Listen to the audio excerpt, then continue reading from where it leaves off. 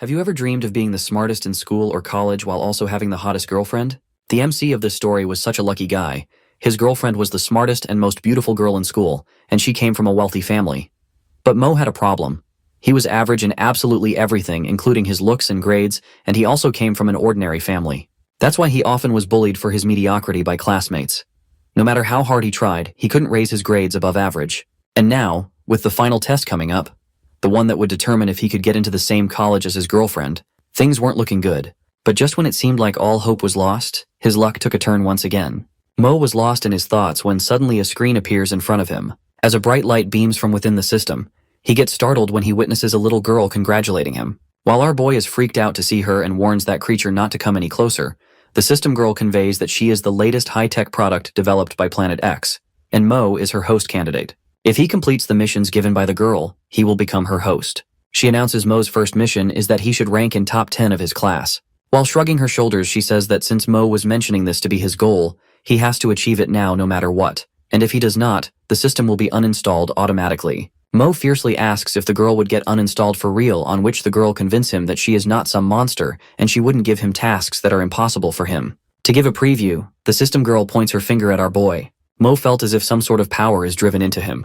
The system girl says this is the temporary ability he could use free of charge for a month depending on how hard he's willing to work. As the girl left, a screen appeared in front of Mo. He's still being appalled for what happened, and saw that he has been provided with the ability of photographic memory by the system. He immediately sat on the chair beside his study table to test the ability he has been provided with. He read a few pages and was astonished by the fact that he remembers everything he read. He remembers that the system said it would be uninstalled if does not complete the mission. He said he would have to go back to the old days where he only used to endure ridiculous and harsh comments from others. In this moment he realizes this can be a life-changing opportunity for him, and he should seize it. He calculates that he has 14 hours to study while 3 hours he could sleep to ensure he's in peak condition. He has 15 minutes to memorize content, 8 pages in 1 minute, which means 480 pages in 1 hour. He realizes if he memorizes the content of 2 books before the language and math test tomorrow, he can score a total of 600 points. He and Jung is the topper in Mo's class, and he has a total of 650 points. If Mo scores 600, he would get into top 10 of his class. Mo worked hard and kept on reading the content of the books. He skipped his meal and didn't slept properly. While he was asleep, the system girl appears and mentioned that he has worked hard enough so he is qualified for now. She also mentions there were 1072 candidates, but they have all failed because there's no use of having strongest ability if a candidate does not work hard for it. It was the test day. Xiaomo feels a little sleepy, but he does remember every content he studied last night. Juxi asks Mo if he's confident for the test, on which he replies with a satisfaction that he can score up to top 10 of his class. Juxi has an odd feeling that Mo seems different to her today, while other classmates cackles up as they hear Mo. Mo bashfully asks if he was being too overconfident. Juxi comforted him while telling that she believes in him. Juxi then leaves the classroom while other students were still making fun of him. Mo plugs in the headphones into his ear to ignore whatever comments they were passing for him. The test started and all the students seemed non-serious about the test. When Mo looks at the paper, he immediately realizes that the question is same from the book, just the values are different, and that he can score more than 650 easily. Meanwhile, his teacher is stunned to see Mo doing the test so appropriately. 4 days later, when Mo entered the classroom, everyone started mocking him for talking big that day in front of his girlfriend. Mo was sure that they are just jealous of him because Juxi is his girlfriend. Teacher enters the classroom with test papers in her hand and seemed exasperated. She mentions that everyone did worst in the test. She started announcing and distributing the test papers. Han Zhang, the topper, got 653 points and secured second position in the class. Han was shocked. Everyone kept thinking if Han is second, who might be in first place since only Sumo was left. The teacher announces Sumo has scored 702 points and is first in the class, second in the year. Sumo stands up with pride to receive his test paper. This chapter starts with the scene from Linhai High School teacher's office. A female teacher asks one of the male teachers if he heard of Sumo taking second place in the year, on which the male teacher replied that Sumo has always been among the worst of students. How is this possible that he scored this well? A bald teacher, sitting at the back, turns around saying furiously that Sumo has always been arrogant and that he must have cheated in the test. The teacher sitting beside the female teacher says that even if we think this way, it is impossible for a mediocre student to score 700. The female teacher agreed to what he said, and said if Sumo had no knowledge of the material, how would he know where to find it in the book? On this, all the teachers got hit by the thought that Sumo have actually worked hard. The dean was also sitting in the office listening to the whole conversation. He stood up and told them that there should be no more conversation, and that they should reconduct Mo's test for every subject tomorrow. The next day Mo was sitting in his classroom. He was thinking how his ability of photographic memory is faded away, but he was satisfied of the fact that he studied all the content he needs. He was lost in his thoughts when someone appears at the door of the classroom and asks him to come to the teacher's office. He stands up being all surprised because he had no idea that for what reason he was called to the office. Our boy enters the office, greeting all the teachers. The dean comes straight to the point, informing him that some teachers doubt his recent test results, and so he decided to reconduct the tests. Mo questions if he's the only one who have to take this test. The bald teacher tried to comfort him, telling him that they trust him. It's just a chance for Mo to prove himself. Mo sharply tells them that he knows that they think of him as a cheater, but he was satisfied that he has enough knowledge to do the test. Mo sees the test paper and gets astonished of the fact that the questions are hard for him to solve, but he also knew if he wouldn't be able to solve the test, his teachers will falsely accuse him of cheating. He was thinking about this when suddenly the system girl appears. The system girl congratulates him for completing his first mission. Sumo claims his first reward. When the teacher hears him, he yells at Sumo to answer the questions on test paper and stop messing around. Mo picks up the pen on desk and starts to write the answer. Meanwhile, the bald teacher passes an absurd comment about Mo that he is a mediocre student who is always playing dirty tricks. Half an hour later, Sumo hands over the test paper to the female teacher. He took 30 minutes to complete each paper. The teacher is flabbergasted by the fact that all the answers have clear logic and they are correct. The bald teacher seems remorseful and wishes that he could have created a harder test paper. The physics teacher asks him to relax as his test includes difficult questions that were not even able to get solved by the toppers. Mo was able to hear all this. Mo completed his physics test in less than 30 minutes and handed over the paper to his teacher. The teacher thought he has given up, but when he saw the paper, it was completed, and all the answers were correct. The teachers realized Sumo was able to complete the test in 30 minutes, which means he took less time than the teachers themselves to answer all the questions. The physics teacher shows concern that if Mo was taking low grades deliberately, on which the bald teacher vociferates if taking tests is only a child's play for him. Meanwhile, our boy stands up from the desk, saying just for fun, being all proud to prove himself in front of all the teachers. The physics teacher makes sure if the last question was solved by Mo himself, on which Mo replies saying that he solved all the questions in front of all the teacher. How could he have cheated? The teacher, being guilty, says he said it because he was enthusiastic to witness Mo getting a perfect score. The teacher, holding Mo's hands, suggested him to participate in physics tournament. This was an opportunity for him to get into the college he wants by getting extra credit. Mo rejects to participate and leaves the office. The teachers remained astounded. 3 hours later, the system girl appears and Mo claims his reward. This time, the rewarded ability was comprehensive and thorough understanding. Mo was able to feel his brain becoming powerful. He was in the hall walking when he heard and saw Juxi calling his name while waving at him. On asking by Mo that why she was on the 6th floor, Juxi reveals her concern about Mo being called to the teacher's office. Our boy told his girlfriend that he was asked to retake the test. After a few seconds of silence, he asked his girl uncertainly that would she believe him if he say he has improved in such a short time. Juxi wrapped her hands around his face, telling him that even if it is hard to believe his progress, she would. Both of them stood there blushing. Juxi ties her hands at the back and mentions that they both will be able to go to the same college if Mo maintains his grades. Both of them were still blushing. Just when Mo was about to say something to Juxi, the bald teacher interrupts him. He yells at him that he is flirting with a girl in school. Sumo answered him in a convincing tone that he's not flirting, he's in a serious relationship with Juxi, on which the teacher screams that he is talking back to his teacher. He also says that you are still students and this may affect your studies. Sumo was really smart to ask his and his girlfriend's rank from his teacher. Since he was the second and his girlfriend was the first in year, he mocks that dating affected their grades so badly that they were able to secure the positions they are on. The teacher was speechless for a moment while Juxi giggles. The teacher screamed again, telling Sumo to stop talking nonsense and that his grades are not finalized. Our boy, with innocence in his tone, says that the dean has already approved his grades. Calling him a fraud, he asks Mo why isn't he participating in the tournament if he is not guilty. Juxi was offended. She told Mr. Liu, the bald teacher, that they respect him, but he should not insult his students. Mo kept his hand of Juxi's shoulder, convincing her that Mr. Liu do have a point. Mo, with a very satisfied behavior, tells Mr. Liu that he will participate in the physics tournament on one condition. The condition was that he would make a bet that if Mo loses, he will do whatever Mr. Liu wants him to do.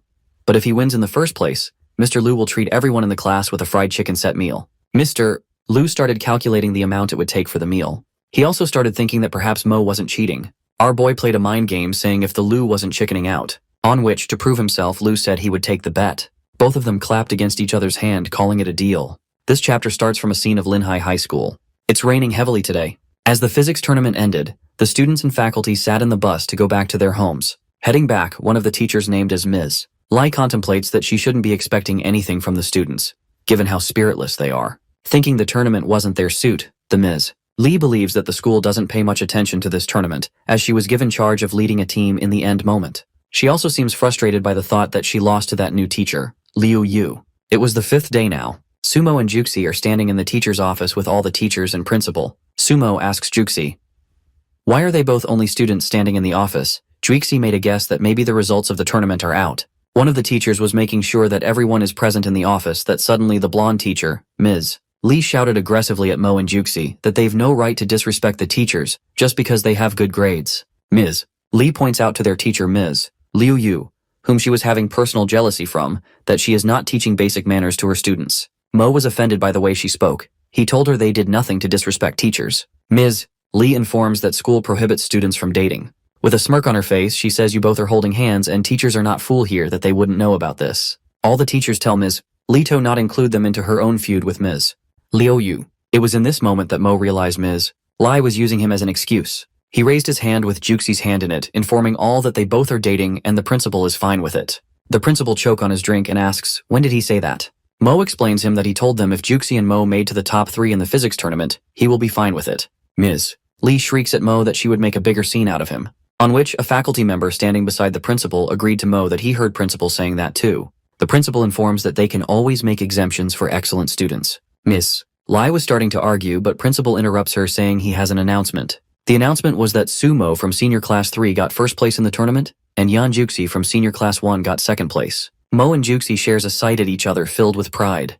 The principal asks everyone to give a round of applause for both of them. Everyone starts congratulating the students and Ms.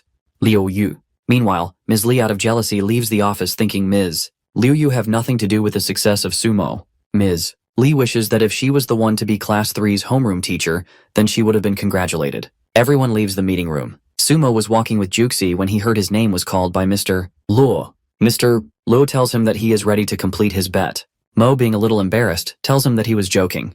Mr. Luo still says that he is ready to complete his bet. He wraps his arms around Mo's shoulders and asks him to go with him. It's the moment of realization that teachers aren't always trying to make things hard for their students. It's just that sometimes they are impatient and rigid. Ms. Lai enters the grade 12, class 4. She is freaked out about what happened in the office before. She bellowed to the students in the class that they have gotten such simple questions wrong, and they should learn from Sumo. While Ms. Lai was all freaked out, Mr. Luo, as promised, was treating students with a meal. Sumo was really happy to realize that teachers are good too. They are just worried about students' grades. On the other hand, Ms. Lee is still wailing badly at students telling them to take Sumo as an example as he has improved in such a short time. She says in a very rude tone that she has taught them well, it's their fault that they did not work as hard as Sumo. One of the students sitting in the class realizes and mumbles in his friend's ear who was sitting beside him that Ms. Lee has taken Sumo's name so many times during her lecture.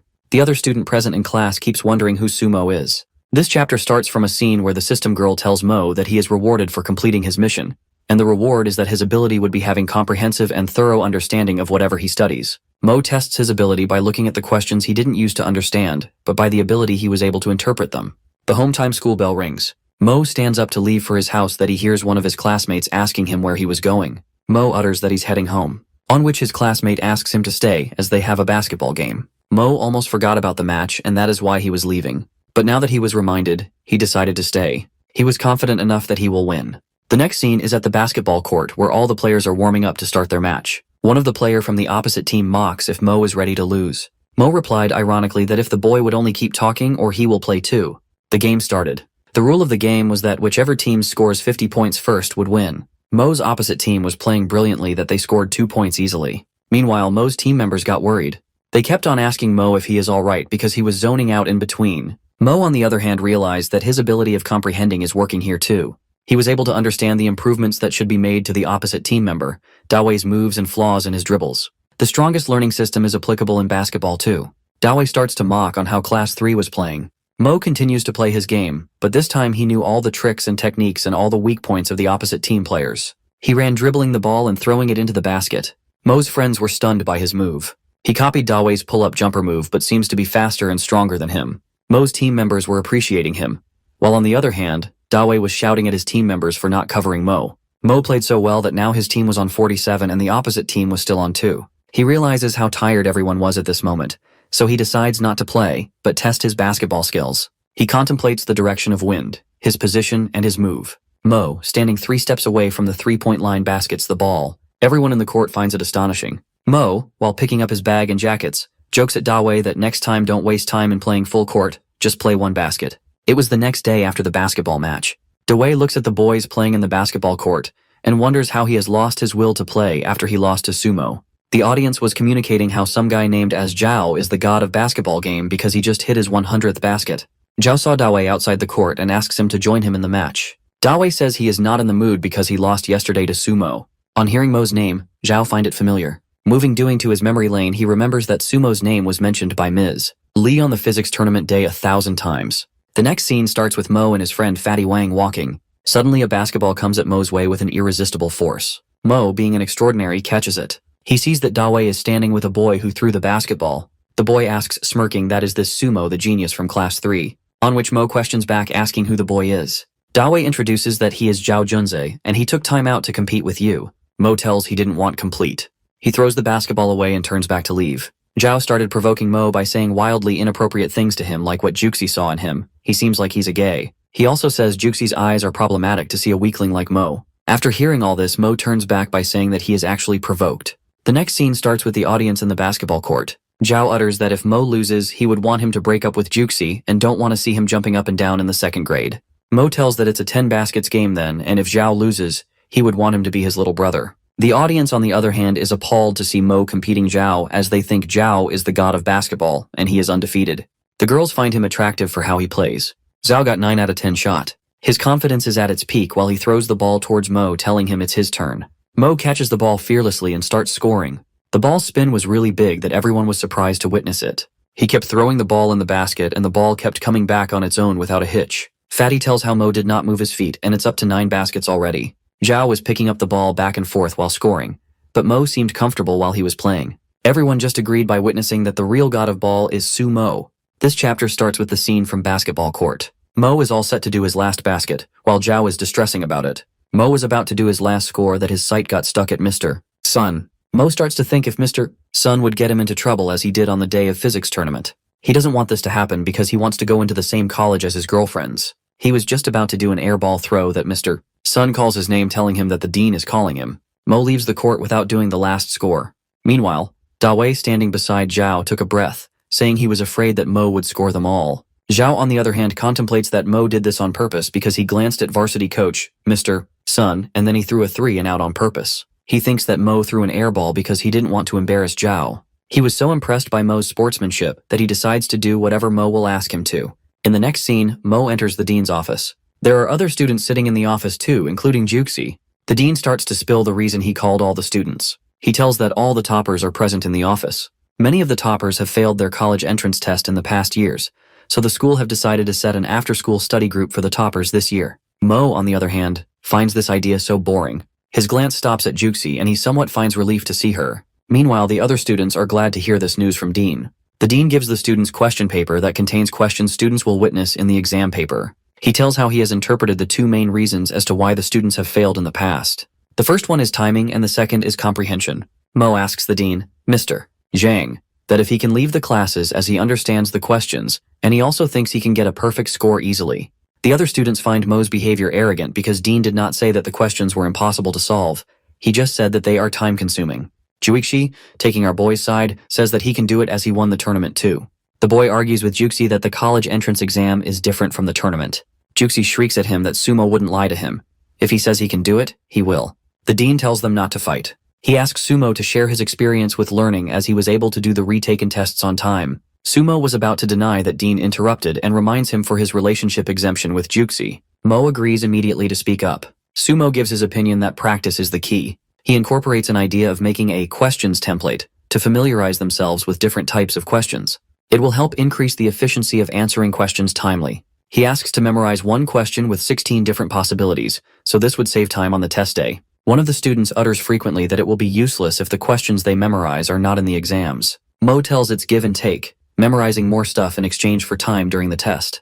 Dean is impressed by his idea. Mo constitutes that they should prepare their own guides and practice exams, because benefits of just doing the past papers aren't significant. The students find all this difficult. The dean incorporate with students while telling them that they do not have to follow exactly what Mo said, but some of his ideas are worth trying. All of a sudden, Mo get an alarm that he has been awarded with the ability of Feynman learning method. 1 month have passed, the extra class for toppers is taking place. The dean congratulates Sumo for securing the first place in his mock examination. His fellow students also thank Mo for the learning method he told them. Mo was thinking about how he has the strongest learning system that made him a topper student, that his sight sat on Juxi. Juxi looks tense, so Mo asks her the reason. Juxi denies it by saying she's fine. Dean dismisses the class. Mo asks her, being all perturbed. Juxi tells her that there's an uncertainty that her mom wants her to go to abroad, and so she won't be able to go to the same college as Mo. Our boy sympathizes that he will be there for her so he doesn't have to worry. In the next scene, Mo and Juxi are sitting in the living room of Juxi's house, and her mother is sitting in front of them. Juxi's mother tells Mo that she's not one of the old-fashioned parents, and she wouldn't stop them from dating. She also mentions that she trusts Juxi's choice, but she wouldn't risk her education and wants her to have the best education possible. Mo started thinking how we have the strongest learning system and no college in the world could match it. Juxi brings Mo back to the conversation. Her mom asks Sumo to talk. Mo starts to speak in consideration with Juxi's mom. He says he understands that she wants best education for her daughter. But best education is not a paper certificate, a fancy campus, or expensive labs. He says the foundation of good education are the people, the ideas, the masters of academics. Juxi's mother gives a round of applause for what Mo said. Then she says that she agrees to what Mo said, but there's one thing still missing. Just when Juxi's mother was about to say that one missing thing, Mo immediately utters connections. He was able to know that because he has activated the skill, opponent prediction. Mrs. Yan agreed to him, explaining how college friends are greatest assets when we enter society. The system informs that the enemy has played a reality check. Mo already expected it. He was trying to wheedle Mrs. Yan by saying that connections will come to those who are capable. Maybe it's important for some to build connections, but Juxi and he doesn't need to compromise themselves for connections. Juxi's mother was impressed by Mo after what she heard from him. She praised how gem of a person he is to have such courage and knowledge, and that he is reminded of someone from her high school days. Juxi was surprised to see her mother reacting like this. Mo also feels joyous that his speech influenced Mrs. Yan. Mo asks Mrs. Yan that he wants to make a bet with her. Mrs. Yan says she doesn't want their studies to be affected because of this. Mo tells her it won't because he is betting on his college entrance test. He says if he gets a perfect score, he would want Juxi to stay here, and if he doesn't, she can send Juxi abroad. Mrs. Yan finds this offensive. She tells Mo that getting a perfect score is much harder than improving yourself in studies. Mo acknowledges to know that no one has ever gotten a perfect score, but he thinks this is the right way to prove her that he is a perfect match for Juxi. Mrs. Yan, being all disgruntled, says she was impressed by Sumo, but now that he says all this, she totally dislikes Mo's conceitedness. She took the bet and jeered that if Mo loses, she will reconsider if he's a good match, as she doesn't want her daughter to end up with a narcissist. She stands up and leaves the living room. Juxi tries to stop her, but she won't stop. Mo murmurs that Juxi shouldn't worry. He leaves the living room thinking furiously that how could the learning system do this to him, and the system will have to pay for this. The chapter begins with the students sitting in the classroom. It was self-study period in the class. Mo was busy reading a newspaper. Fatty says that he is being a little overconfident, that he is not studying. Mo tells he's reading the newspaper to get a perfect score in the entrance test. Upon asking by Fatty, Mo informs that he is reading it because he only needs to improve himself in the essay. Last night, the system girl appeared in front of Mo. He was so exasperated at the learning system for what it did in front of Juxi's mother. The system girl shrieks that her name is Xiaoxi. Mo asks her not to copy her girlfriend's name. Mo asks abruptly about the perfect score mission. Xiaoxi says she has no information about it, and they should talk about this later. And he also shouldn't worry because no mission is impossible for the host. She then mentions that she is here to give him the bestow him with the award for winning the basketball match. Mo gets excited after hearing this because he was alarmed back then for why he was given such a mission. Mo gets reward ability of master level calligraphy. Mo shrieks after hearing about his reward, that if this ability is enough for him to get the perfect score. The next scene is from the classroom again. Mo is sitting with a newspaper in his hand, wondering that he is now on his own to get a perfect score, and the key to get it is the essay. He starts to surmise how he has to master social issues and communication studies by which the hearts would beat and eyes will tear up, his breakthrough. The school bell rings. Fatty asks Sumo if he wants to play with him, on which Sumo informs him that he's meeting Juxi with his mom today. Fatty jokes about it, that is this what meeting the parents is. In the next scene, Juxi and Mo leaves from the school. As they reach at Mo's house before entering, Juxi tells Mo that she's nervous. Mo tells her that her mother is very friendly. As Mo's mother sees them at the door, she asks who the girl is. Mo tells her that she's Juxi, the girl she mentioned before. Mo's mother, praising her, says that Mo is blessed to have a schoolmate like Juxi. Meanwhile, Mo is thinking how her mother has never been this welcoming before. In the next scene, they had their meal together. After that, Juxi leaves the house. Mo's mother tells her to come more often, and then asks Mo to leave Juxi to her car safely. On the way, Juxi tells how relieved she is by meeting Mo's Mo. Mo asks Juxi to come more often, and then says he'll try his best too. Upon asking from Juxi, he tells he will get the perfect score in entrance exam to win Mrs. Yan's heart. Few months have passed, it's now the college entrance exam day. People are sitting outside the building. There's a girl named Zhao Yuyu. She's the host live on social media. She shows how parents are waiting outside the exam hall as it is an important event in every family. By the comments in her live, Zhao Yuyu seems very popular for her looks. She catches a sight of two students coming out of the exam hall, though there's still an hour left for the test timing to finish. It's Mo and Juxi. Zhao Yuyu approaches towards them and asks them how they have come early. Mo informs that they did the test early, so they submitted it. Zhao Yuyu starts to wonder if she asked the wrong question and if they are kicked out of the exam hall because they've caught cheating. She asks them if the questions this year were hard because it's rare to see someone hands in their entrance test early. Mo asserts that the questions weren't that hard and he can get a perfect score easily. Zhao Yuyu asks bewilderedly. That is Mo serious when he said he can get a perfect score for his foreign language exam in just 1 hour. Mo corrects her by saying, perfect score for the whole exam. Just when Mo says this, tons of comments started coming in the live video saying that he is joking and doing everything to impress the girls. He cannot get a perfect score. The people even seems to notice that he is wearing the uniform of Lin High School. Zhao Yuyu thanks Mo for his answers and then says she'd interview someone else now. Mo and Juxi continue their way to leave. After the interview, the social media was full of hate comments for the reviews Mo gave, calling them to be very arrogant. People started making fun of him and called him crazy. The video got so viral that Mo was even in the Lin High daily newspaper. The next day, principal calls Mo to his office. He shows Mo the news that how his careless, self-assertive reviews have affected the image of Lin High School. There's been heated discussion among netizens that Lin High School has a grandiose curriculum and its students are arrogant. The principal shows his concern that how the school's image is getting ruined. Mo shouldn't have been so careless during the interview because exams results are not even out yet. Mo agreed that he shouldn't have been negligent, but whatever he said was true, and that Lin High School would become famous after the results would be out. The next scene is from the college entrance exam marking hall. One of the examiner is looking into the paper, being astonished by the fact that there's not a single mistake in the whole paper, and the handwriting is also very attractive. He shows the paper to the team leader. The team leader also gets surprised at how perfect the essay and its approach is. He is so amazed by the essay because it didn't seem like it was a student-level essay. The team leader asks the examiner to give it the perfect score as the essay is showing great ambitions, and it is expounding philosophies of life. The examiner argues that this student got all the questions right, and if this essay gets a perfect score, there would be no deducting marks. The team leader shrieks that this should be given the perfect score and that there should be no more arguing because his decision is made. In Juixi's mother's office, one of the faculty members informs to the female faculty member that there's a student with the perfect score this year. She doesn't agree to what he says. He says confidently that you'll see on your own. Mrs. Yan starts to wonder if it's Sumo. The next scene is from Juxi's living room. Sumo and Juxi are waiting for the result to come out as Juxi's mom is not at home. Mo receives a text on his phone that informs him that the results are out. As Sumo starts to see his result, Juxi tells him that she believes in him. Mo gets all elated after seeing the results. Juxi's mother enters the house. She mentions of some news, wondering if it's true or not. Juxi welcomes her mother. She sees Sumo and he says he's sorry to bother her. Mrs. Yan asks him if he has some news.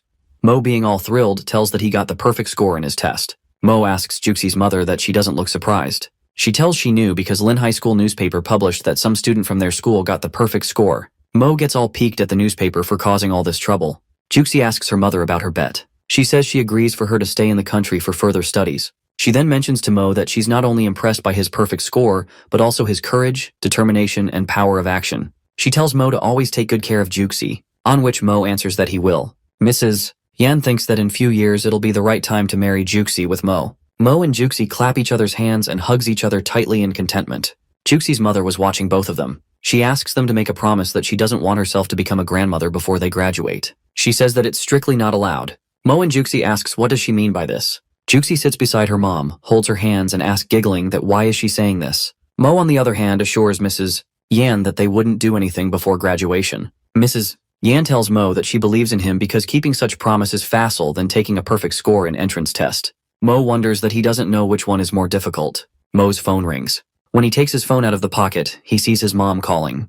He picks up the call. His mom tells him that she received a call from recruiters at Jinghua University, and they told her about Mo's performance. Mo corroborate that the news she heard is true. Mo is actually the top scorer on college entrance exam. As he says he hopes he have made her proud, his mom was pink-eyed and lachrymose. His mom goes down her memory lane thinking how Mo wouldn't sleep and study late at night. She tells Mo, being all sentimental, that though she witnessed him working hard, she still didn't expect him to do so well in the test. She says your dad will be so proud of you while the tears move down her cheek. Mo promises that he would make them even more proud in future. The next scene is from 2 days later when Mo comes at Juxi's house to pick her up on his bicycle. Mo compliments indirectly saying, "My Juxi looks very pretty today." Juxi asks him who's his Juxi. In reply, he tells her to hop onto his bicycle. Mo says why else would you get on my bike, on which Juxi compliments that he's a smooth talker. Mo begins to ponder how few months ago he was ridiculed and mocked by everyone, but now everything is changed. As they reach school, a bunch of boys are standing and talking. One of the boy passes comment that how pretty Juxi is. The other boy says that she's way out of your league. Juxi asks Mo about where he will apply for college. He tells her that he has already convinced her mom that wherever Juxi will apply, he will apply there too. As they both walk towards the school building, there's a huge board which says, "Congratulations to Sumo for winning the top award." Juxi enthusiastically exclaims, "This is for you, Mo." The principal of the school hands Sumo's shoulder, telling him that he has bring honor to the school. Mo tells him to calm down and that they can talk about it. The next moment, Mo witnesses all the teachers greeting him at the gate. Mo is all captivated. The principal informs him that the school has decided to put his name on the school's wall of honor. The teachers start to wonder that in 40 years since the school was founded, only 4 people have been put on the wall of honor.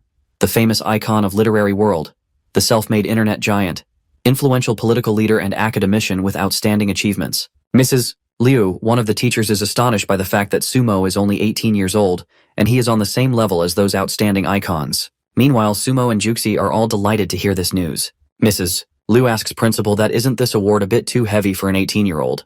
The principal turns around and starts to explain Mrs. Liu that the wall of honor is not for showing off the glory of school, but it is to showcase the achievements of students like Sumo that sets as an example for other students. He claims that if an excellent student like Sumo is not placed on the wall of honor, then in future he doesn't think there would be a student who would be able to get a place there. Mrs. Liu agrees to what he says. The principal states that Sumo on the wall of honor is decided. All the students start to cheer, and everyone gives a round of applause for him. Mo claims that he's not that good, and he doesn't have to be on the wall of honor. The principal, after hearing this, informs him that under normal circumstances, the school have a bonus of 20,000 yuan for being the top student in college entrance exam, and for each alumnus listed on the wall of honor, the school will award 500,000. Mo gets amazed by this. He tells principal that he's ready to set an example of excellence for the young students. The principal appreciates him for this. He then asks Mo to prepare himself. Upon asking from Mo, he tells him that the TV station is coming to do an interview, so we have to help alma mater to do a good job. It'll be a live interview, and there will be a lot of people watching it as Mo is the only person to get a perfect score in his test. The next scene is from the conference hall. The principal is giving an interview, telling that this year their school have excellent results too. The interviewer then asks Mo, "What do you have to say for the younger students?" Mo starts to think that he was able to do all this because of the learning system he has, but in retrospect what helped him most was the mandatory tasks given to him by the system, and if he hadn't been pushed to the edge time and time again, he wouldn't have been able to use every ability perfectly. Mo starts to speak, saying that one advice he wants to give to the students is that don't be afraid to lose face. He tells he was also mocked by the people in beginning. He was also a bit afraid that he would fail, but he continued to work harder. Many times the subconscious thoughts like if you are afraid, you shouldn't do it occurs. These thoughts would make you stop to work harder. He claims that obviously there's an element of luck in him being the first student ever to take perfect score in entrance exam, but his secret is that one should not be afraid to be embarrassed. Take a brave step forward and do what you want. Mo's words influenced a lot of people on social media. People started regretting on their comments about him before, and some started considering him as their idol. Mo is sitting in his living room. The system girl appears in front of him, informing him that he has only one entry to win level 1 lottery and asks if he wants to draw it now. Mo says yes. The system girl congratulates him for winning the new ability, which was imagination storming. Mo gets electrified as it looks powerful by its name. The system girl explains that when scientists first discovered benzene ring structure and when mathematicians first made heptadecagon using a ruler, it took imagination to make that leap from 0 to 10. By the ability Mo has been provided with, he will have no problem understanding that. Mo gets impressed by what system girl tells him. He decides to try it. The system girl leaves, asking him to call her when he needs her. Mo activates the ability and starts to test it.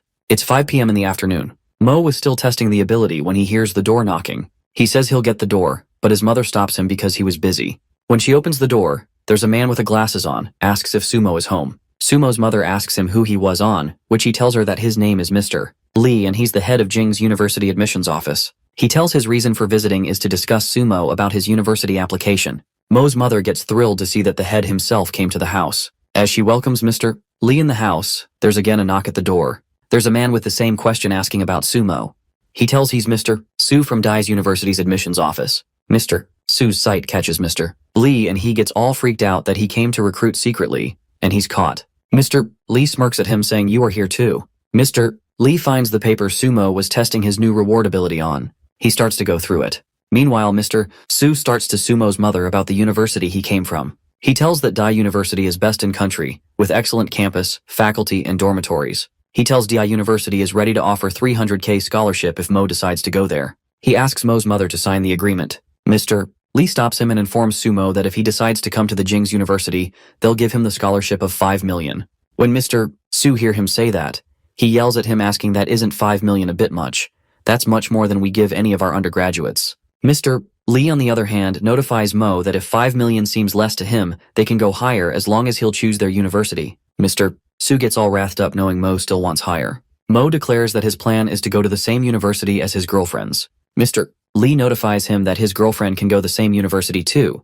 They will provide her with the authority of choosing whatever major she wants. He also tells that by the post-graduation, both of them can do a course, and the university will pay for it. He even said they will discuss Juxi's scholarship too. He also says that she will get a perfect accommodation with a single dorm. Mr. Su freaks out at Mr. Lee asking if he even have this much authority and that there are dozens of top students. Will he afford the same for all of them? Mr. Lee starts to think that if he lets Mo go like this easily, he would never know what genius he's letting to slip away. This chapter starts with a scene from an airplane. Sumo and Juxi are sitting in that airplane while Mo tells Juxi about the argument Mr. Lee and Mr. Su had. He tells Juxi that 2 months ago, the head of both Jing University and Dai University revisited Mo asking him about his decision. Mo briefs that he has decided to go to Jing University accepting Mr. Lee's offer because his girlfriend wanted this. Mr. Su asks Mo if he's sure, anticipating he would change his mind. Mr. Lee passes him a smirk, asking him if he has something big to offer. Mr. Su gets all freaked out and leaves the house, uttering that he didn't lose. It was just his bad luck. Mo's mother, on the other hand, is bewildered by the fact that the 2 most prestigious universities are fighting for her son. When the conversation ends, Mo tells Juxi that this is nice that he gets to go to Jing University with her. Juxi exclaims that she still can't believe that they will spend their university life together. Juxi claims that when Mo's grades weren't that good, she still used to believe in him, but now she has this opinion that Mo is a different person now. He has changed a lot. While Juxi was speaking, the air hostesses come with trolleys of food. They hand over Mo and Juxi with their meals. Mo starts to eat clumsily. Juxi, while watching him eat, starts to giggle. On asking from Mo, she says that Mo is not changed, he's the same. Another girl was sitting next to Juxi's seat. When she sees Mo eating like this, she also starts to chuckle. Juxi notices her and wonders if the girl knows them because she is acting like she does. Juxi tells Mo that the girl sitting next is so pretty that even she is attracted to her, and she also informs that this girl was smiling at Mo. Mo tells her that she might be laughing on the way he was eating. In the next scene, the plane reaches the Jing airport. Mr. Lee is standing at the airport himself waiting for the students. He greets them and welcomes the top 3 students. The third student beside Mo and Juxi is the same girl who was laughing at Mo in the plane, and she is also a student at Jing University. He principal greets them, saying it's a pleasure for them to have the top 3 scorers of Hebei province. Mo gets astonished as he was the first and Juxi was the third, which means the second position was secured by this girl. The girl says she's happy to meet the first and third scorers face to face today. She explains that her grades have always been great since she was a child. She then moves her hand forward towards Sumo, telling that it's nice meeting him. She says, please teach me more in future. Mo shakes hands with her and states that, let's learn from each other. Mo has a weird feeling that the girl is up to no good. Mr. Lee is glad that he doesn't have to introduce the girl to them. He then directs the 3 of them towards the car. He opens the door and asks them to get in. As Sumo glances at Audi A6, he starts to wonder how the treatment provided by the university is better than he thought. The girl utters, being impressed by Mo, that it's the first time that someone has a perfect score in college entrance exam. Otherwise, there are high achievers every year in this university, and tells that she is blessed to have him in his university journey. Mr. Lee directs them to sit in the car and he'll help them with their luggage. He also informs them about their paperwork, which will get done once they reach their destination. While arranging the bags in the car's trunk, Mr. Lee contemplates that it's because of Mo's forte in excellence of education that they are being chauffeured around. If a mathematical master who can solve the world's problem is visiting, then this protocol is still very light. As all of them were on their way, Mo wonders how good is it to have a car for pick and drop so he doesn't have to work as hard as other freshmen. Juxi and the blonde girl was sitting in the back of the car. Juxi asks her about her points in the entrance test as she's the second. She tells that she got 736 points. Juxi, after hearing this, utters what a pity. The girl starts tittering, asking what the pity is because she still cannot be Mo's opponent. Mo sniggers, saying that it's Juxi and the girl who are 4 points apart. Mo starts to think that they two are mixing up quickly. Mo was looking out the window when he was called by Mr. Lee, who was asking about his majors and telling him that they've made this special case for him. Otherwise, the students have to choose their majors before they fill the application form. Mo informs him that he will be taking the same majors as his girlfriend's, which was foreign languages. Mr. Lee gets freaked out as he gets to know that Mo is not choosing the math department. He says that Mo is biased and would be fine with any major, but he should use his strengths. Sumo says that Mr. Lee is saying all this because he was able to witness Mo's calculations, and then asks is arrogance that does he even think that there's a professor who will be able to teach him. Mr. Lee starts to wonder that Mo has a right point. Mo says that even if he enrolls himself in math department, it is a waste of time for him, and if he chooses not to attend the classes, it will have a negative impact on the other students around him. Mo tells him that even if he's in the English department, he could find professors to help him if he wants. Mr. Lee agrees to what Mo said and tells that with Mo's strength, it's the same everywhere. Mr. Lee pulls up the gear at one point and informs the students that they've reached their destination, the Jing University. The students get amazed at how beautiful the campus is. Mr. Lee asks the students to go to their dormitories first. Meanwhile, he will check in for them. Juxi tells him to meet at lunch after freshening up. Mo is all geared up and excited for the long-awaited college which is just about to begin. Mr. Lee directs the way to students towards their dormitories. Mo drags his luggage and reaches to room number 403. As he opens the door, he is greeted by all the other students who will live in the same sleeping quarter. One of the boys from them greets Mo, introducing himself as Zhao Tian, native of Imperial City. He introduces that the skinny one is Zhang Xiaochuan and the fat one is Wang Fei. He informs Mo that they were discussing about who will be the boss of the dorm. Zhang Xiaochuan contemplates and tells that whoever is older will be the boss. Wang Fei argues with him, telling him to not be vulgar, and let's decide the boss grades wise. Whosoever have higher grade will be the boss. Both Zhang and Wang started contending. Wang Fei tells that his grade is 707. He utters overconfidently that he doesn't think that someone would have scored above this. Cheng bursts into laughter and asserts that he got 708, just one number above his grade. Wang gets all freaked out at how unlucky he is. Xiaotian passes a fake cough to get the attention of Zhang and Wang. He then claims that he got 716 in his entrance exam. Both of them gets dumbfounded after listening to him. Wang says that with this score, Zhao must have secured the first prize. Mo is listening to them while arranging his stuff. Xiaotiang chuckles, telling Wang that he can calm himself down and be the boss. Wang asks Sumo about his grade in the entrance exam. Mo informs them that he got 750 in the entrance exam, being unconcerned if he will be the boss or not. When he tells his score, none of them believes him. Mo tells them to check it online if they don't trust him. Zhao takes his phone out of his pocket and all three of them starts to see the score. All of them get stunned when they witness the score by themselves. Zhao was amazed at how all the good scorers are in the same dorm.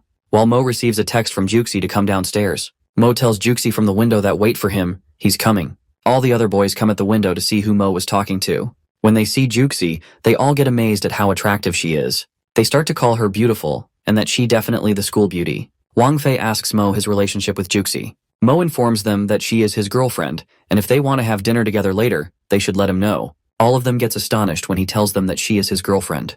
Zhao Tiang says that without any debate, Mo is now the boss of this dormitory. Wang and Zhang tells him that they are all family now and there should be no secrets between them. Mo was unaware of the secrets they were talking about, so they informed him that they are talking about secrets of picking up girls. While going downstairs, the boys keep asking Mo to teach them how to get the girls. Mo said he would, but first he wants to have lunch. When the boys' glance reaches the girls with Juxi, they all get exhilarated. Enron, the girl from Plain, utters at Mo, calling him Mr. Scholar, that they are waiting from long, and they are hungry, so they should hurry. Chang seems so impressed when he says that he only expected to have lunch with Sumo's girlfriend only, but there are other pretty girls too. Wang Fei says in elation that they also have a chance to get a girl. Chang gets all conceited and approaches Enron.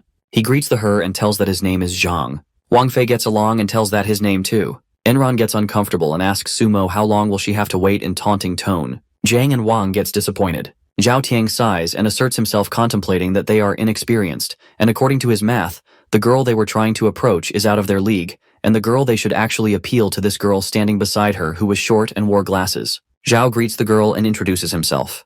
The girl greets back. Juxi on the other hand chuckles and utters at Mo that his roommates are so funny. Mo awkwardly tells Juxi, let's find a place first. In the next scene, all the girls and boys are sitting in the restaurant and are having hot pot while having chit-chat.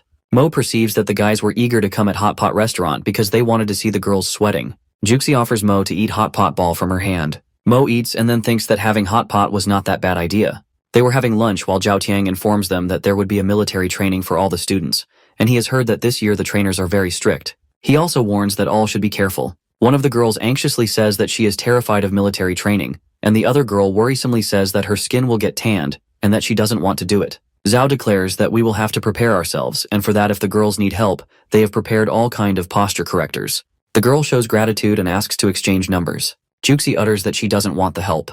Mo says that he doesn't want it either. Zhang asks the reason, and Mo states that they don't have to do the military training. Zhao Tiang speaks with confirmation that he is from this city and he has never witnessed getting special treatment, not even the kids of great leaders. Mo tells that he especially is recruited and so he will be benefited. Wang Fei tells that maybe it's because he got the perfect score on entrance test. The girls are astonished to hear that Mo has a perfect score because according to them, whenever they hear someone got perfect score, it's either perfect score in particular exam or in the Hainan province. Zhang verifies that he actually got a perfect score. They can witness it online. Wang Fei agrees to what Zhang speaks. Zhao Tiang derogates that he will always be a sidekick if he stays around Mo. It's evening now, and the boys have returned to their dormitory. They're all sitting and having a conversation when Zhang suddenly comments that he never expected there to be so many pretty girls in their class. He then calls all the girls goddesses. Wang adds that since Juxi is Mo's girlfriend, they are left with Enron. He asks Mo to tell Juxi to introduce Enron to him, as she's so pretty, and he's sure all the other boys will like her too. Zhang complains to Mo that he shouldn't listen to Wang, as he's been badmouthing him, and insists that Mo should introduce Enron to him. Mo responds that it's been less than 24 hours since he and Juxi met Enron. How could he possibly handle the introduction? Xiao suggests that Mo create a group chat. Mo, confused, asks what group chat he's talking about, since he knew there would be a class group chat created tomorrow, on their first day. Xiao explains that this group chat is specifically for the boys in their dorm, and the girls in Juxi's dorm. Mo then understands what Xiao means and says that he'll ask Juxi. The others start calling Mo the best boss, and get excited when Mo begins texting Juxi. In the next scene, a group chat is created with the title Team Tackling Uni Life by Zhao Tiang. In the chat, everyone greets each other. Zhao Tiang informs them that this group is for sharing tips and techniques for military training, as they had discussed before. He also says they can help each other with any problems they encounter during university life, and they can ask genius Sumo for help with studies. Sumanai is impressed by all these benefits. Watching Sumanai's replies, Zhao begins to think she might be interested in him too. Meanwhile, Mo puts his phone aside and says he's going to sleep. The other three boys continue using their phones. The next day, as Juxi enters the classroom, all the boys start admiring her beauty. They wonder who she is and compliment her looks, making assumptions that they'll win her over as their girlfriend. When Mo enters the classroom, Juxi waves at him and tells him to sit next to her. Mo sits beside her. The boys start whispering, wondering why she asked Sumo to sit beside her. Wang Fei tells them that Juxi is Mo's girlfriend. All the classmates are disappointed. When Enron enters the classroom, the boys immediately start obsessing over her beauty too, offering her seats with them. But she heads straight to Sumo and Juxi's table. She greets Mo, calling him a scholar, and sits beside him on the other side. The boys freak out when they see Mo sitting between the two most beautiful girls in the class. Even Wang Fei is astonished. Meanwhile, Zhao sits beside Sumanai. Sumo asks Enron why she decided to sit with him when there are other empty chairs in the room, because he feels like the entire class will hate him now. Enron chuckles while Juxi pinches Sumo in jealousy. Enron explains that she came to ask Mo for a favor. She doesn't want to attend the military training and wants Sumo to ask Mr. Lee to exempt her from it as well. Enron says that she would agree to sit in other seats on the condition if Mo exempts her from the military training. Mo tells her to ask Director Lee on her own, on which she stands up and says that she doesn't care. It's a deal. Juxi seems to be growing resentful of how she's speaking to her boyfriend.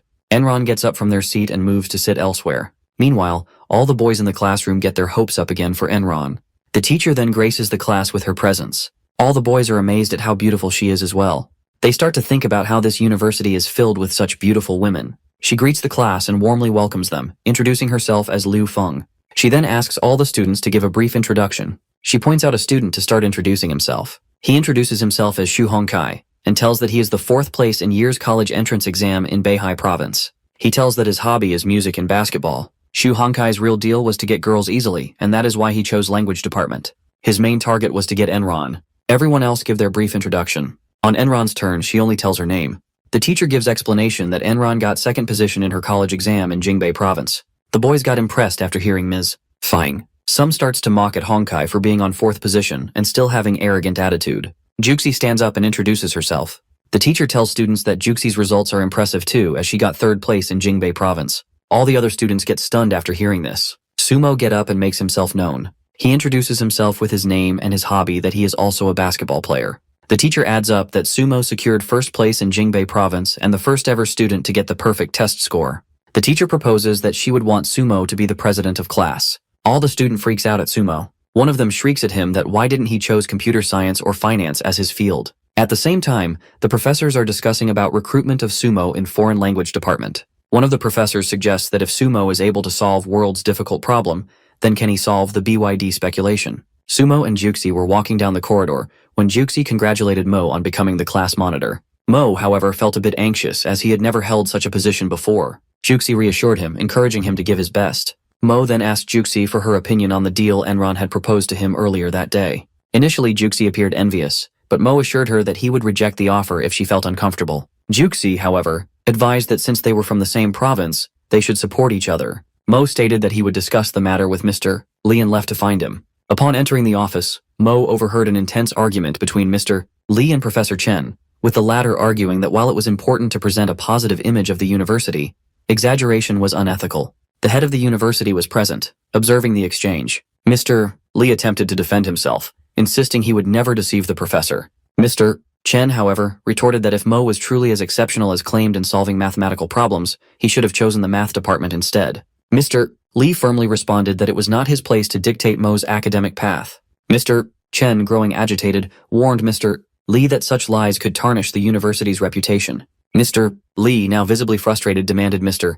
Chen to stop making ridiculous accusations in front of the head, emphasizing that a perfect score on the entrance exam was irrefutable proof of Mo's capabilities. Mr. Lee's gaze fell upon the door, and he realized Mo had been standing there the entire time. Mr. Lee, now addressing Mo, asked why he had come. Mo explained that he wanted to talk about seeking an exemption from military training. Mr. Chen, still upset, sarcastically told Mo to go ahead and make his request. Mo politely asked if it would be possible to add one more person, besides himself and Juxi, to the exemption list.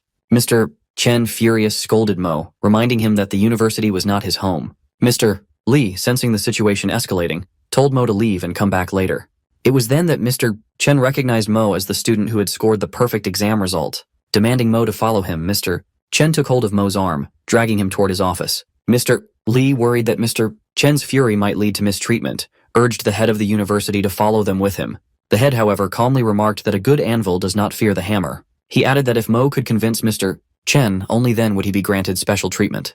He instructed Mr. Lee to attend to other matters. Once in his office, Mr. Chen instructed Mo to rewrite his proof for the BYD conjecture. At first, Mo considered ignoring the request and running away. However, as he gazed at his hand, the office, and the medals displayed around him, he realized that Mr. Chen was a respected scholar who had dedicated his life to science and the nation. Mo resolved to complete the task. After some time, Mo finished his work. Mr. Chen, upon reviewing the papers, was left speechless by the brilliance of the proof. Mr. Lee and the head of the university knocked on Mr. Chen's office door, but when there was no response, Mr. Lee, concerned, opened the door himself. To their astonishment, they found Mr. Chen, once agitated and stern, now offering Mo the chance to become his protege. The scene starts with Mr. Chen telling his senior student that how Mo has solved the world's most renowned conjectures. He also mentions how fortunate he is to have him as his disciple. The senior, Chu-Chen, gets agitated as Mr. Chen has been speaking about sumo for half an hour. He is also concerned that sumo might pose a threat to his ongoing career. He advises Mr. Chen that conjectures are extremely complex, so they should be more cautious when reviewing them. Mr. Chen mentions how some parts of Mo's calculations are quite elaborate, and now with Chu's advice, he begins to feel uncertain too. He stands up, deciding that he will review the conjectures using Yoachi 2 mainframe computer in the lab.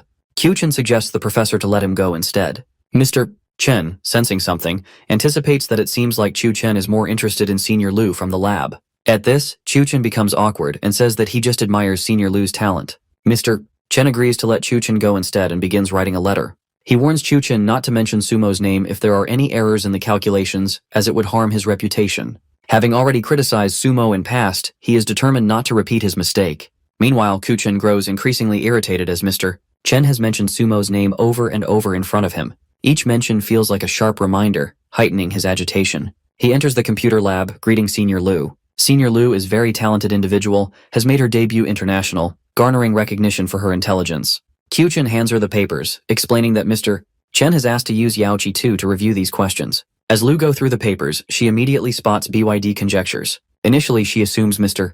Chen had them solved. However, to her astonishment, she finds out a fresher named Su Mo has tackled the problems. Cho-Chen freaks out, unable to understand why Mr. Chen would mention Mo's name in the letter. Senior Lu, on the other hand, is amazed by the fact that Mr. Chen, who once considered email a hassle, has invested so much time in writing this letter for Mo. With resentment in his heart, Chu-Chen begrudgingly compliments that Mo is actually good. But out of jealousy, he adds that he has heard from people that Sumo chose the foreign language department over mathematics department because he was scared that his fake grades would get caught. Just to clear his stance, he denies the rumor and gives opinion that Mo might didn't chose the math department because he is talented and wealthy. Lu offers her opinion, calling Mo an arrogant student. She adds that whether these equations are tackled by Mo is still a debate. With his overwhelming jealousy, Chu-Chen contemplates that he wouldn't let Sumo to be Mr. Chen's second disciple, and that he would report to International Mathematic Union for Mo's academic falsification, which will destroy his image. Meanwhile, at the male dorm, the boys are busy cleaning. Jiang Xiuquan and Wang Fei get into an argument over who should sweep the trash out of the room, each insisting the other to take the task. As their voice rise, Mo intervenes, ordering them to stop fighting and finish their tasks so they can head out for dinner. Zhao Tiang, with a sarcastic tone, tells them to stay quiet as the monitor has instructed them. After a brief gaze at Zhao, Zhang and Wang turn to Sumo, complaining him that Zhao is being sarcastic. Zhao denies their accusation. Sumo sensed flattering. He asks why Zhang and Wang have been messing with him. Zhao Tiang agrees to Mo, sarcastically suggesting that they are trying to butter up boss to get closer to Enron from their class. Zhang defends himself, insisting that they would never do such thing to their boss. Zhao Tiang informs Sumo that in real someone from the class is bad-mouthing him behind his back. Mo denies as he felt no such thing. Zhao gets staggered by seeing Mo being calm about it. Sumo insists that he is impervious for what assumptions people make about him. All the boys find Sumo's behavior impressive. During the conversation, Sumo's phone buzzes with a new message. He glances down and reads a text from Enron asking him to help her exempt from military training as he is the monitor. Sumo's expression shifts immediately, sensing sarcasm in her text and realizing that Enron is mocking him, basically playing a game at his expense. The scene begins in a room with high-tech machineries. Senior Lu exits the room and hands over the papers to one of the workers. She asks to inform Dean Chen that the verification has been completed successfully. Curious, the worker asks what the papers are.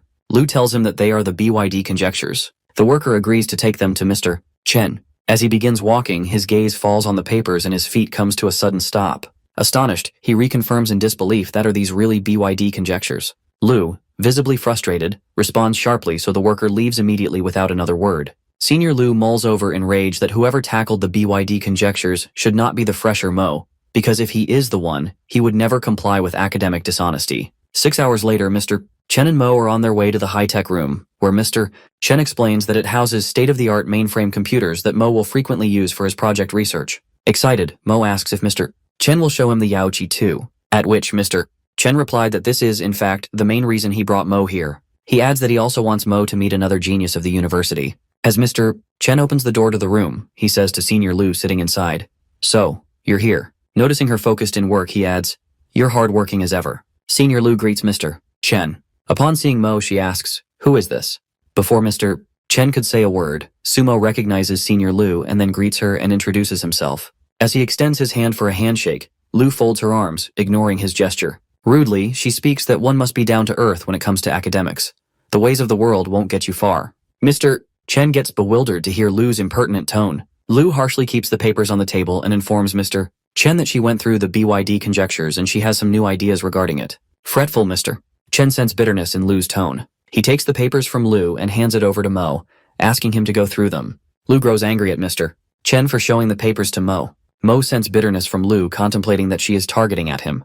In this moment, Mo gets notified by the system that to become a genius, he would need a fellow traveler on his journey, and that fellow traveler would be Lu Wangyu. Mo ruminates at how will he become intimidating in front of Lu. Deliberately, pointing on the paper, he tells Mr. Chen that one of Lu's ideas won't work. Lu freaks out at him for saying that. At this, Mr. Chen agrees with Mo and tells him to examine the third paragraph. Mo, changing his statement, asserts that he thinks Lu's ideas are advantageous too if they look them from a different perspective. Mr. Chen asks for an explanation. Mo starts to explain.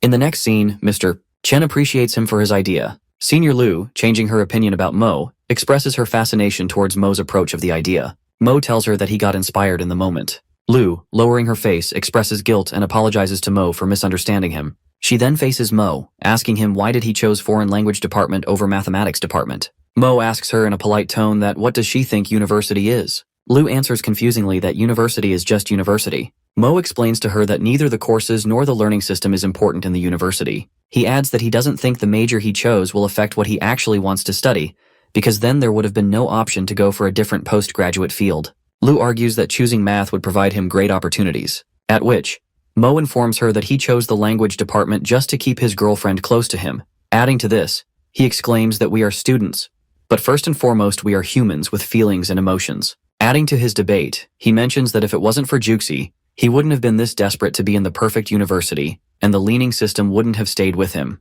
Mr. Chen places his hand on Lu's shoulder and tells her that he has long intended to address this, that Lu has not connected with her parents since 6 months. He adds that excessive stress can narrow one's thinking, so relax to think more flexibly. Senior Lu feels encouraged and shares that she never really thought of learn this from Mo. Immediately after this conversation, Sumo is notified by the system that he has accomplished his mission. In the next scene, Mo is sitting in his dorm. He gets a notification from the system to collect his mission reward. Excited, Mo clicks at the screen to collect his reward. He discovers that he is rewarded with a new ability, which is discerning eyes. Curious, Mo starts to wonder what will happen with the new ability. In the next scene, Chu Chen is standing outside the laboratory when he overhears some students discussing how a student from this student managed to solve one of the top 5 conjectures of world. A wave of irritation sweeps through him after listening to them. He turns his gaze to Senior Lu approaching him. Overjoyed and curious, Chu Chen asks the reason for why she is not working in her lab today. She informs that she is implementing on the suggestion given to her by Sumo and Dean Chen. Out of jealousy, Chu Chen sarcastically compliments Mo, suggesting that he should focus on himself before pointing fingers at other. He adds up saying, "This kid became famous by chance and now believes he is the best." Senior Lu stops him from making such harsh comments and informs him with affirmation that Sumo has actually got a real talent. Turning her back, she bids farewell and leaves. The moment she leaves, Chu Chen, full of rage, contemplates that he wouldn't leave Mo alone. In the next scene, Sumo is sitting in his dorm room study table. He places 2 cards backwards. Astonished, Sumo realizes he is able to see the face of the card. He figures out that with his new ability, he's become a human X-ray. With enthusiasm in his tone, he calls Wang Fei to come and change the order of the cards and keep the faces of the card hidden.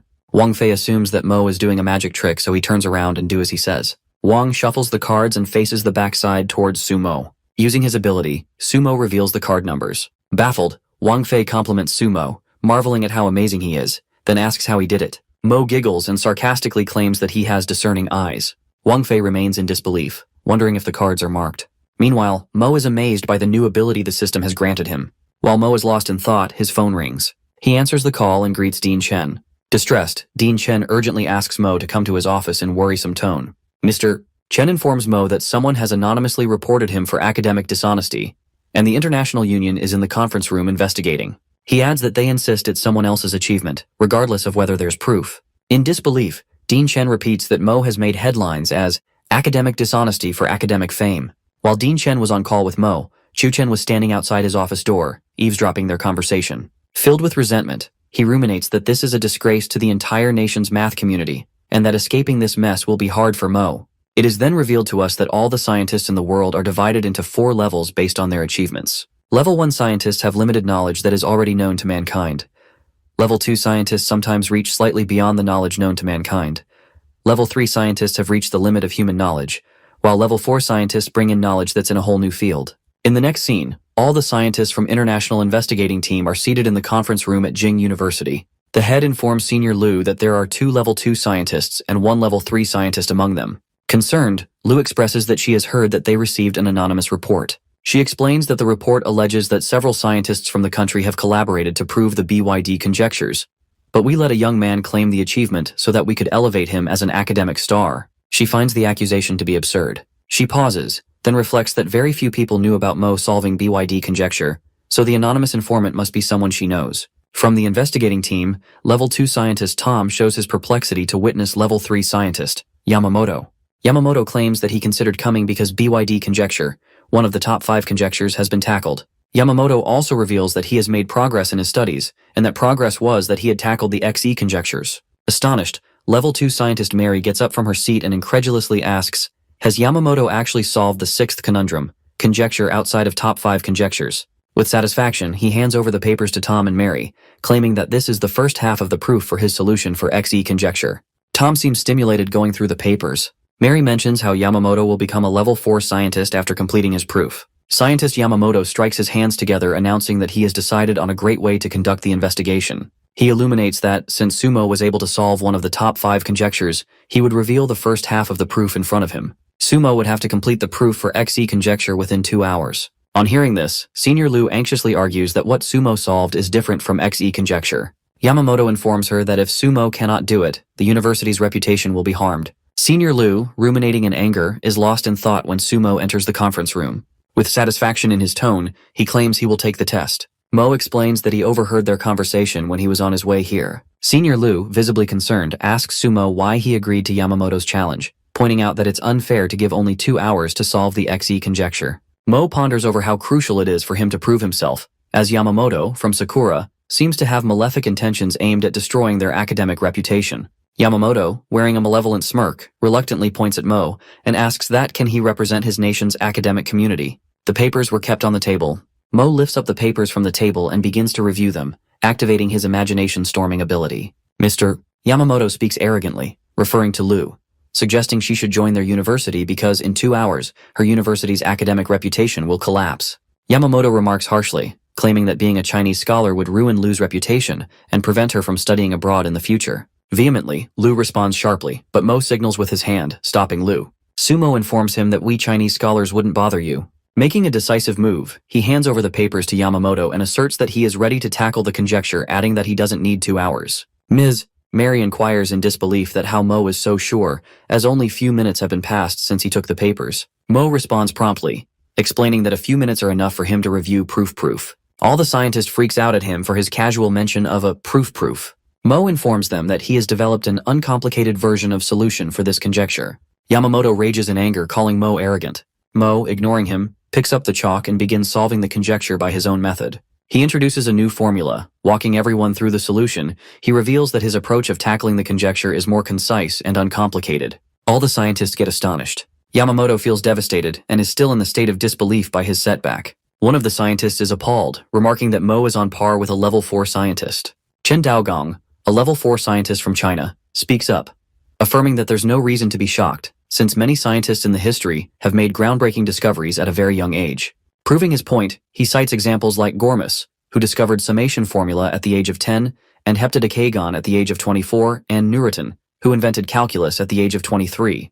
He emphasizes that a true genius can emerge at any age. Pointing on Mr. Yamamoto, Sumo says without hesitation that since you said there are only 2 hours left in downfall of Chinese academic community, more like Sakura Nation was only few minutes away from humiliation. Mr. Chen Duogang, while agreeing with Mo, still reminded that he has to respect Mr. Yamamoto as he is a senior scientist. Apprehensive, Mr. Yamamoto contemplates how he will have to face a massive humiliation if details of this investigation would come to light. On the other hand, Mary and Tom discuss how this event will reverberate through the mathematics community. It marks a moment of appreciation for Mo, by all people from his university, as his brilliance shines through in front of the academic world.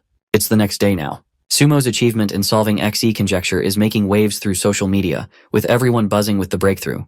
The news has left students in awe. Even the authorities have upgraded mathematics syllabus to version 4 of advanced mathematics. While Chu Chen walks towards the dean's office, he hears a bunch of people praising Mo for his incredible achievement. Kyo Chen lurks in envy, not expecting his strategy driven by resentment to be wasted.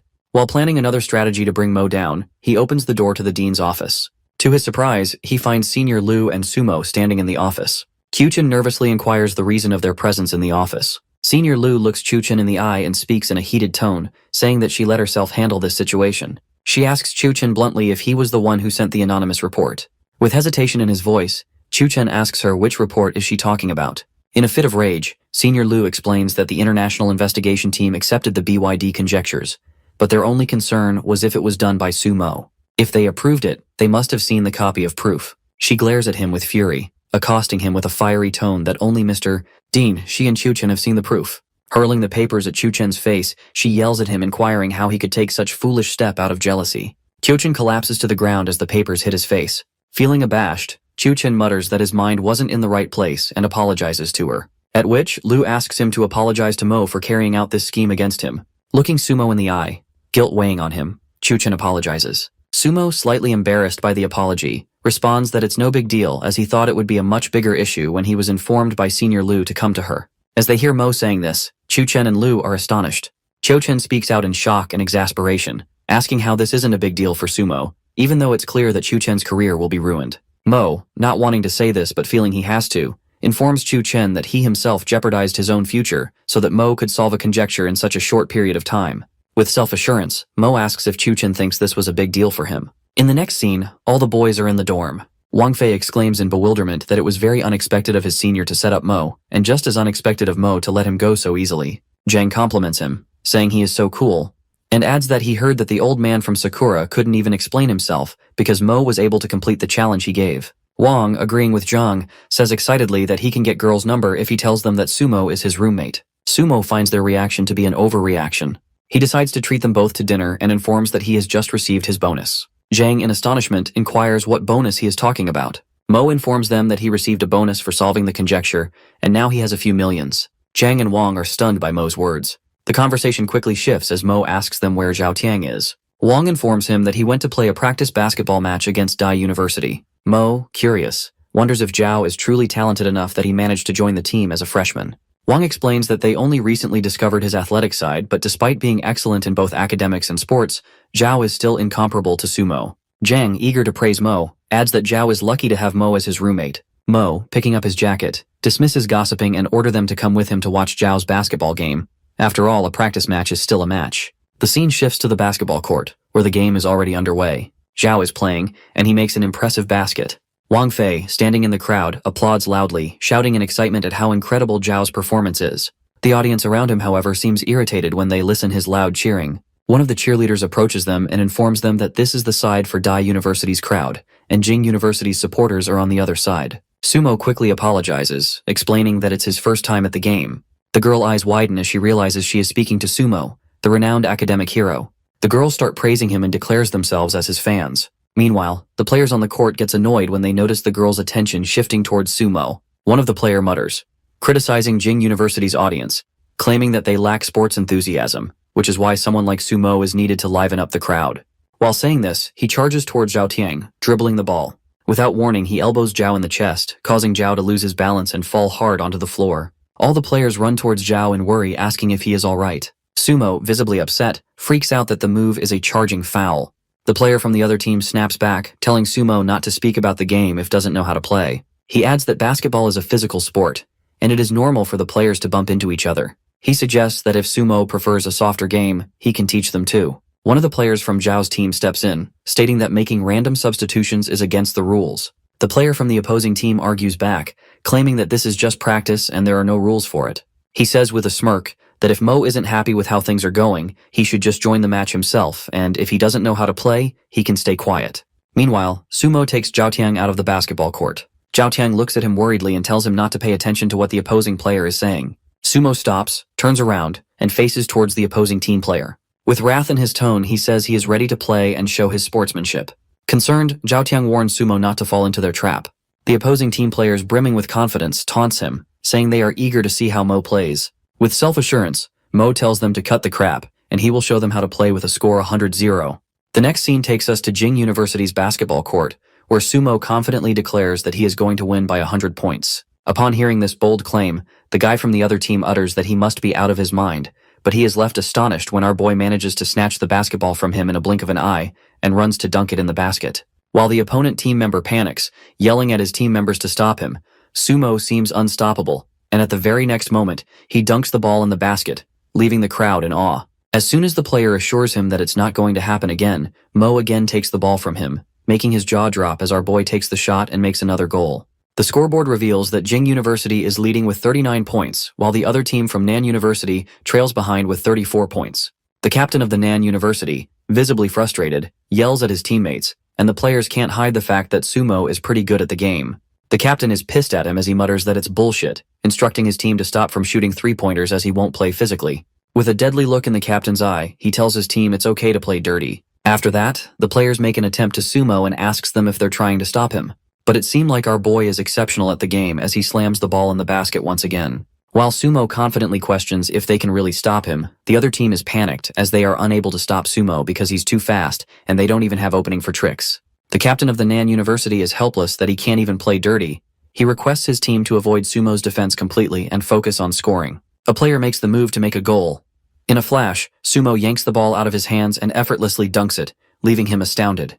The captain instructs the members not to penetrate his defense as he is good in stealing and urges them to score. A player confides that Sumo is able to guard 3 players by himself, making it really difficult for them to score. Infuriated, the captain lashes out at them, calling them bastards for losing the game to a nerd. As the game progresses, all the players sit on the floor getting extremely exhausted by the game, while Sumo's energy remains unshaken. As our boy glances at the scoreboard, he notices that Jing University is on 159 points while Nan University still at 57. He immediately perceives that they are 102 points ahead. The scene starts with Sumo dunking the ball in basket.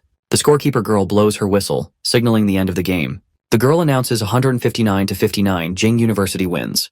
The crowd erupts in thunderous cheers for Sumo. Wang Fei and Zhang beams with joy to witness the match. Zhao compliments Sumo as incredible. Sumo strides confidently towards the caption of opposite team. Looking him straight in the eye, Sumo confesses that he knows Zhao Tiang was elbowed on purpose, which makes it clear that as you sow, so shall you reap.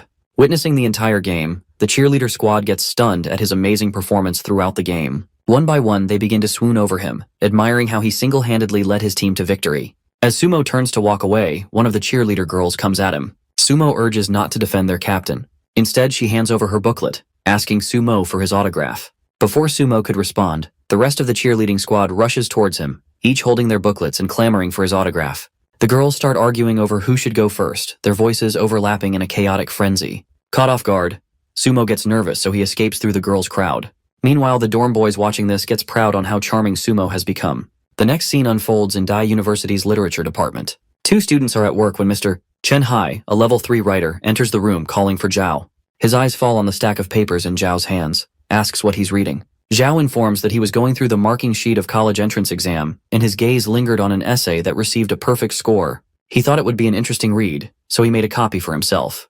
Mr. Chen Hai grabs the papers from Zhao's hand, remarking that this essay was reviewed by the arrogant Mr. Li, who decided to award it with a perfect score. As Mr. Chen Hai skims through the papers, he mutters something about wanting to read the justification behind Mr. Li's decision to give it a perfect score. He leaves the room, still holding the essay papers. Zhao stands there visibly frustrated. Observing the expressions on Zhao's face and witnessing whatever happened, the other student sitting on the same table as him asks that someone had taken the Zhao's copy of the perfect essay again. Annoyed, Zhao responds that he will simply make another copy for himself this time. The other professor expresses curiosity about the growing popularity of the essay. Zhao explains that despite being just a student's work, the more one reads it, the more intriguing it becomes, with the layers that continue to unfold. While the students continue their conversation, Mr. Chen Hai reappears, clearly astonished. Mr. Chen claims that he finds the essay unexpectedly engaging. He explains that the essay seems simple at first. It gradually reveals fascinating details the more one reads it. Zhao, who favors Mr. Li's judgment, remarks that it must be fair of him to award the essay a perfect score. Mr. Chen Hai, still in amazement, insists that the essay is not just high school level perfect. The student who wrote it, he suggests, could be considered as a level 1 writer. With a sense of admiration, Mr. Chen Hai announces that he plans to share the essay with the Writers Association, as rare talents like these should be highlighted. He leaves the room, still in awe of the work. Zhao, unable to hide his resentment, mutters that Sumo will gain even more fame from this. When asked by the other student, he explains that Sumo is already a level 1 scientist, and with this essay, he will also become a level 1 writer. In the next scene, it becomes clear that the social media is flooding by Sumo's remarkable achievements. The tweets are pouring in about his last basketball game, his tackle of the BYD and XE conjecture, and his entrance exam essay. One tweet reveals that Sumo made an addition to his achievements, earning him the title of Level 1 Literary Writer. Someone also exposes his real Weibo account. Enthusiasm spreads quickly as everyone was eager to have conversations with him. The next scene takes place in the male dorm number 403. Our boy wakes up as his alarm rings at 7 a.m. As he unlocks his phone, he gets stupefied watching 97,000 messages flooding in. Stunned, he sits there, trying to process it all, when suddenly, the system girl appears, congratulating Mo for surpassing over 20 million fans and completing the hidden mission which was to become famous. In disbelief, the system girl praises Mo for completing the hidden mission with such potential, expressing that she didn't expected this from him. Mo, unaware, asks in confusion if gaining followers counts as completing a mission. Without thinking, he asks how gaining popularity relates to a learning system. Wrath in her tone, the system girl shrieks at Mo that life is a learning process too, and communication is also a skill to be learned. Noticing her anger, Mo quickly agrees with her, and then asks about his reward for completing the mission. The system girl, now irritated, explains that she was supposed to inform him about the mission, but since he triggered her, she tells him to figure it out on his own. Mo tries to convince her to tell him the reward, but she storms off in frustration. Determined, Mo decides to check the reward for himself. On the screen before him, he taps the option labeled Become Famous, only to be shocked by what he sees next. He witnesses that the mission has multiple levels. Level 1 is complete and Level 2 is still in process. While using his phone, he starts to contemplate if the remaining level is tied to the number of fans he has. Confident, he believes he can complete the remaining level on his own. His attention shifts to one of the tweets he received, which reads, "Come and save these idiots at the brain contest." Mo frowns, puzzled. What exactly a brain contest is? The Brain Contest, an international variety competition. More than 10 countries from around the world gather to showcase their talents across various intellectual principles. Each participant competes individually, testing their abilities and knowledge. The event is a major platform for global talents. The teams included in the last contest were China, Lighthouse Country, Cherry Blossom Country, Eagle Country, and Witch Country. After the scores were tallied, the Lighthouse Country secured first place. This victory led to some mocking from Lighthouse Country, particularly aimed at China, which had performed poorly. The mockery from Lighthouse only fueled the anger in China, setting stage for a fierce rivalry. Now China is determined to regain its pride and take revenge on Lighthouse Country. Lighthouse Country is also ready to compete. The stakes are higher than ever and both the countries are preparing to win this time. The next scene begins in the cafeteria where the girl sitting in front of Sumo was eagerly informs him about the brain contest. She shares how the entire country is pinning their hopes on Mo to bring them victory and show Lighthouse Country that they've got the real talent. Mo, uninterested, dismisses it as just another crappy variety show. He sips his drink and nonchalantly tells the girl that he is uninterested. The girl, undeterred, slides the tab near him and urges to watch the video. Mo, having zero interest in the video, still plays it. The video is an interview featuring a spokesman from Lighthouse Country. The person in the interview shows confidence, declaring their goal is to defend. The interviewer states about the genius in China, Sumo, could pose a significant challenge. The spokesman immediately dismisses the idea. He argues that it is nearly impossible for an 18-year-old to be a level 1 scientist and level 1 writer. His words are met with applause from audience. He then tells about the superiority of Lighthouse students and firmly states that this time too, they will win without a doubt. Ending his debate, the spokesman he bets challenges our boy directly, claiming that the Chinese genius Sumo will never compete. He suggests that Mo's refusal will serve as an excuse for China to continue being boastful. The audience applauds again. As the video ends, the girl urges Mo to check the comment section. As he scrolls through the comments, he notices one recurring sentiment. The one who commit crimes against China must be slaughtered. Mo pauses, deep in thought. He realizes that this might be the perfect opportunity to complete the second level of his mission. With a determined look, he turns to the girl and announces that he is ready to participate. The scene is from outside the Jing University. Two girls, both from the same university, are discussing about Sumo's decision to participate in the brain contest. They express their excitement, hoping that he will win. Sumo and Juxi are walking nearby when they overhear the conversation. Juxi proudly tells Mo that he has become famous. But then her tone shifts to anger as she scolds him for not informing her about the contest. Noticing Mo's guilty expressions, Juxi immediately clarifies that she was joking. She then points out that Mo has also gained anti-fans. Showing him her phone, she reads aloud some of the comments criticizing him. The comments mock Mo, suggesting that he is not as talented as people think, and that the hype around him is exaggerated. Juxi turns her phone off and looks at Mo with her eyes full of hope, urging him to do his best. Mo, filled with pride, promises to bring home the champion cup for her. Juxi giggles and tells him she believes him. Together they walk away. The next scene takes place in Brain King program office. A man sits at a table smoking a cigarette, looking weary. His assistant enters the room and informs him that their last sponsor has pulled out. The man reacts angrily, exclaiming that they had even offered them the naming rights, and yet they are leaving. He calls the situation absurd. The assistant nervously asks what their next step should be, since they have no money left. The scene shifts to a flashback, where three men are having conversation about the program. The bald man tells them that the viewers' rate for the show aren't good and suggests they find more cost-effective advertisements for the show. The man with glasses adds that their team lost the last time, and sponsoring this kind of program will have a negative effect on their brand. Returning to the present, the man contemplates the situation. Their team lost the previous national competition, and now competitors are being mocked by the country's anti-fans. This could discourage future participants due to the fear of being trolled. The assistant hesitates before sharing more news. The man, frustrated, urges him to speak quickly. The assistant informs that Sumo is willing to join their team. The man, still exasperated, dismisses Sumo's offer, believing it won't help their situation. He points out that even if Sumo advances to the international competition in round 1, it's the total score that matters, not his fame. However, there's a noticeable shift in the man's expressions as he realizes something. He mutters that Sumo's fame could bring much-needed popularity to their show. The assistant, concerned, asks what will happen if Sumo gets eliminated in the auditions. The man, now appearing to have a plan, replies that he should use Sumo's popularity to attract sponsors and increase the show's visibility, then worry about the competition later. The next scene transitions to boys' dorm room number 403. John brings his notebook to Mo's table, asking him to explain the question. Wang Fei, in a dismissive tone, tells Zhang to stop disturbing Boss Su. Zhang insists that this will be a practice for Boss to explain the questions no matter how simplest the question is. Wang Fei, still annoyed, reminds him that tomorrow is the audition day. Mo informs them that the program team called to tell him that he doesn't need to audition, and he is already promoted to preliminary rounds. Both Zhang and Wang Fei get astonished by his immediate promotion. They praise Mo, marveling at how the program director must have recognized his ability. Zhang notices Zhao Tiang using his phone and asks him if he is pretending to use his phone.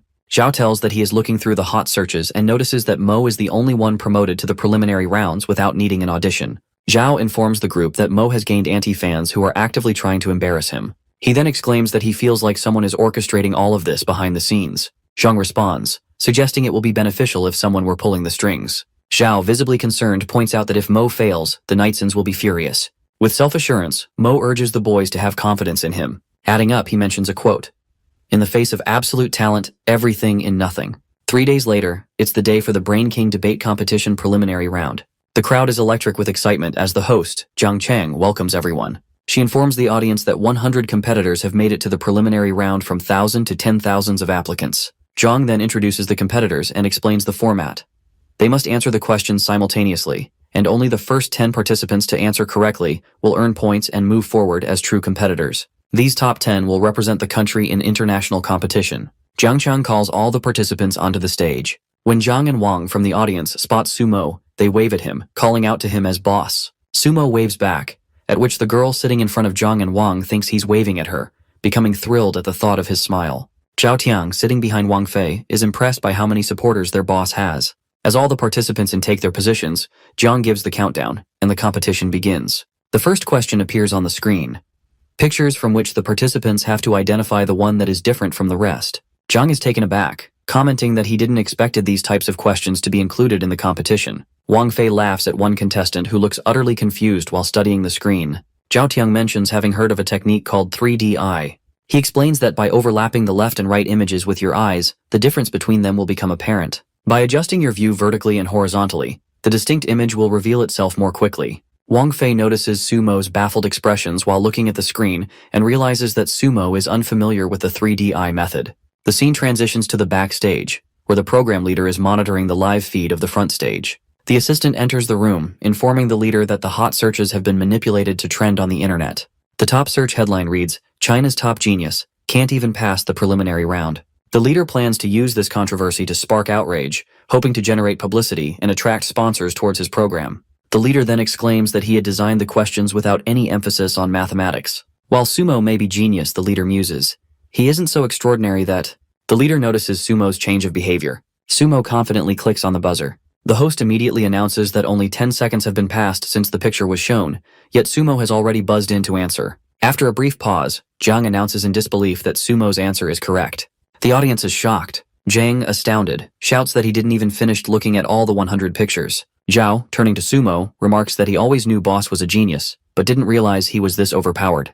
Meanwhile, Sumo reflects on his last reward, the supervision power. It proves to be incredibly powerful and advantageous for him. One by one, Sumo answers 7 questions correctly in a row. He scores 70 points, securing the top rank. Wang Fei compliments him, marveling at his skills, while Sumo basks in the praise, feeling overly proud. Meanwhile, the leader still watching the screen from front stage, his fury mounting as our boy continued to excel. His carefully led conspiracy is falling apart. He had assumed Sumo was merely a mathematical genius, so he intentionally included the intelligence questions to trip him up. Yet, to his astonishment and frustration at the same time, Sumo proves to be an all-around genius. The leader's assistant enters the room, looking nervous, and reports that the situation is really strange. The leader snaps at him, saying that he can see it himself. The assistant hesitates before explaining further. Facing the phone screen towards the leader, he elaborates that the online reviews are unusual. The leader grabs the phone and starts scrolling through the comment section. The screen is filled with negative feedback, accusing the program team of rigging the game and changing the questions on purpose, so Sumo could easily answer them. The assistant nervously suggests hiring a hype team to boost the show's popularity and ratings. The leader explodes with anger, furious that instead of targeting Sumo, the assistant's actions are sabotaging their own program. The next scene then flashes back to 12 hours earlier, where we got to know that the assistant did a strong PR company, but what they didn't anticipate was in just a few short hours, it already hired many people.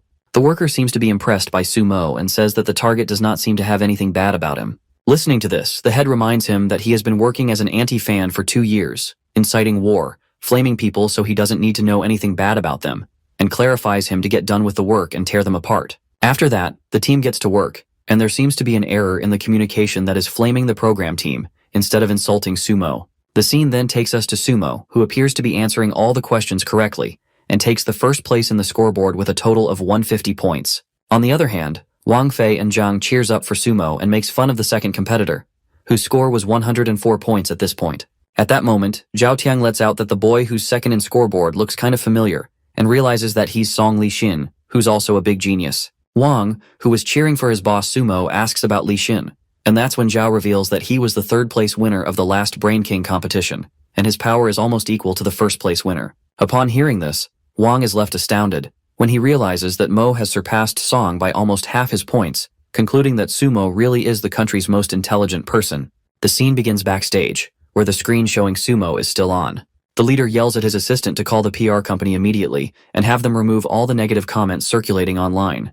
The assistant quickly runs out, shouting over his shoulder that he'll handle it. Left alone, the leader slumps into the chair, hopeless and overwhelmed. He knows he doesn't have the budget to hire the PR company, much less book a paper venue, and this entire fiasco is bound to jeopardize his career. He begins reflecting on his first day in the television business, but his thoughts are abruptly interrupted when the assistant bursts back into the room, visibly thrilled. The leader glares at him, frustrated that he can't even take a moment to reminisce. The assistant eagerly faces the phone towards him and explains that someone contacted them offering to sponsor the program. The leader, still exasperated, demands clarification.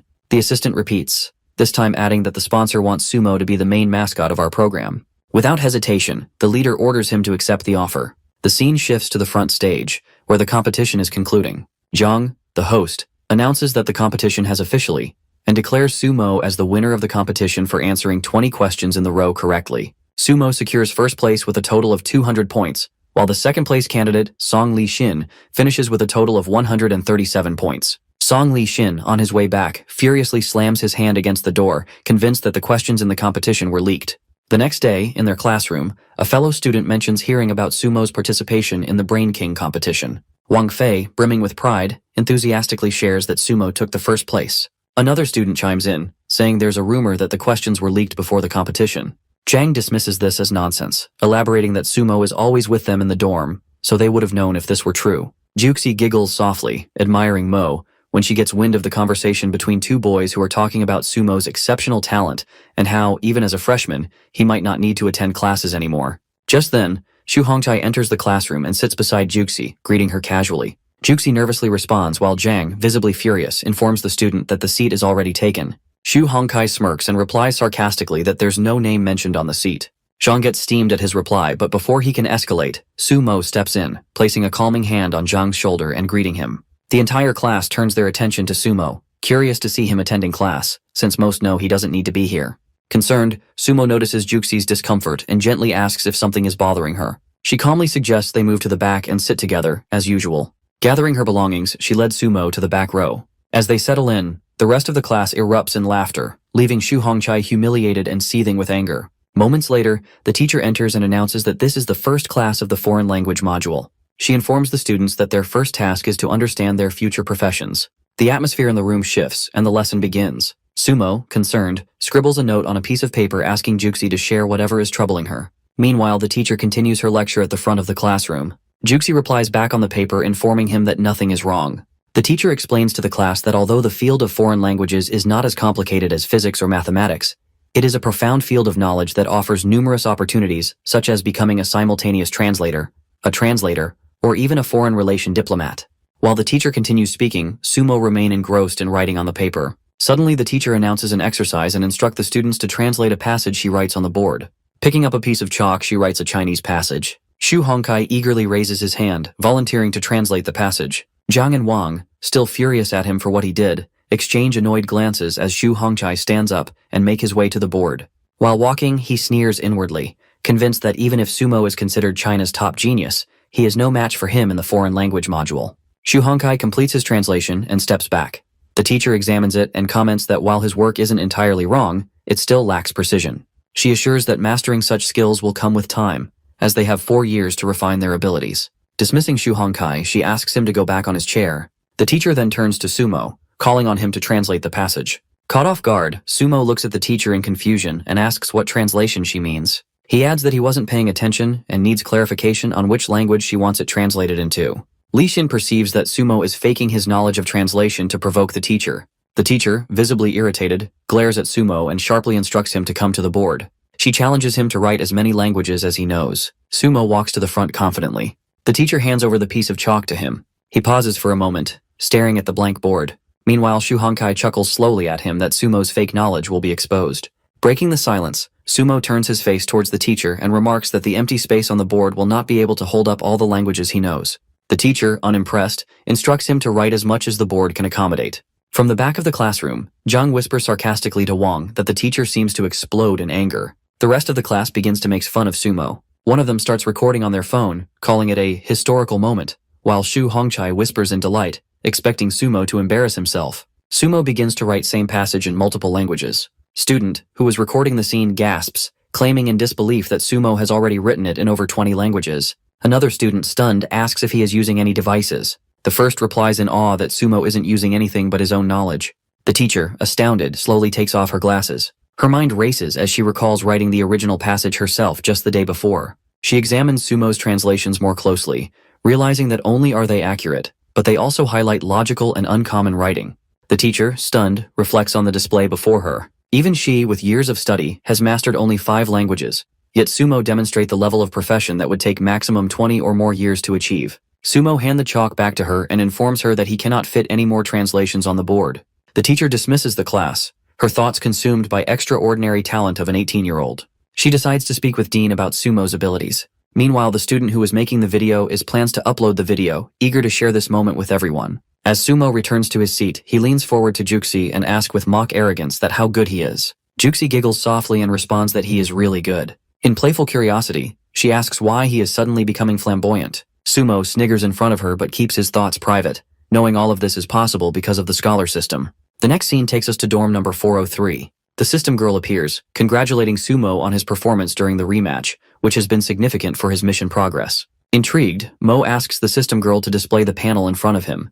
With a snap of his fingers, a glowing panel appears in front of him. The panel lists the skills which included unforgettable memory, master calligraphy, golden eyes, master go mastery, language mastery, and brainstorm. The panel also shows Mo's total points at 0 and his value point at 133.75923. Mo frowns and asks about the unchanged points. The system girl explains that these points are achievement points, and its system will only unlock once he meets the required level of followers. Sumo argues that he already has 13 million followers. The system girl clarifies him that he needs to have 20 million followers to activate the achievement point system, which will automatically raise the points. Sumo falls back onto his bed, staring at the ceiling in frustration. He wonders how long will it take to meet the requirement and resolves to adopt a high-profile strategy to gain the followers faster to activate the point system.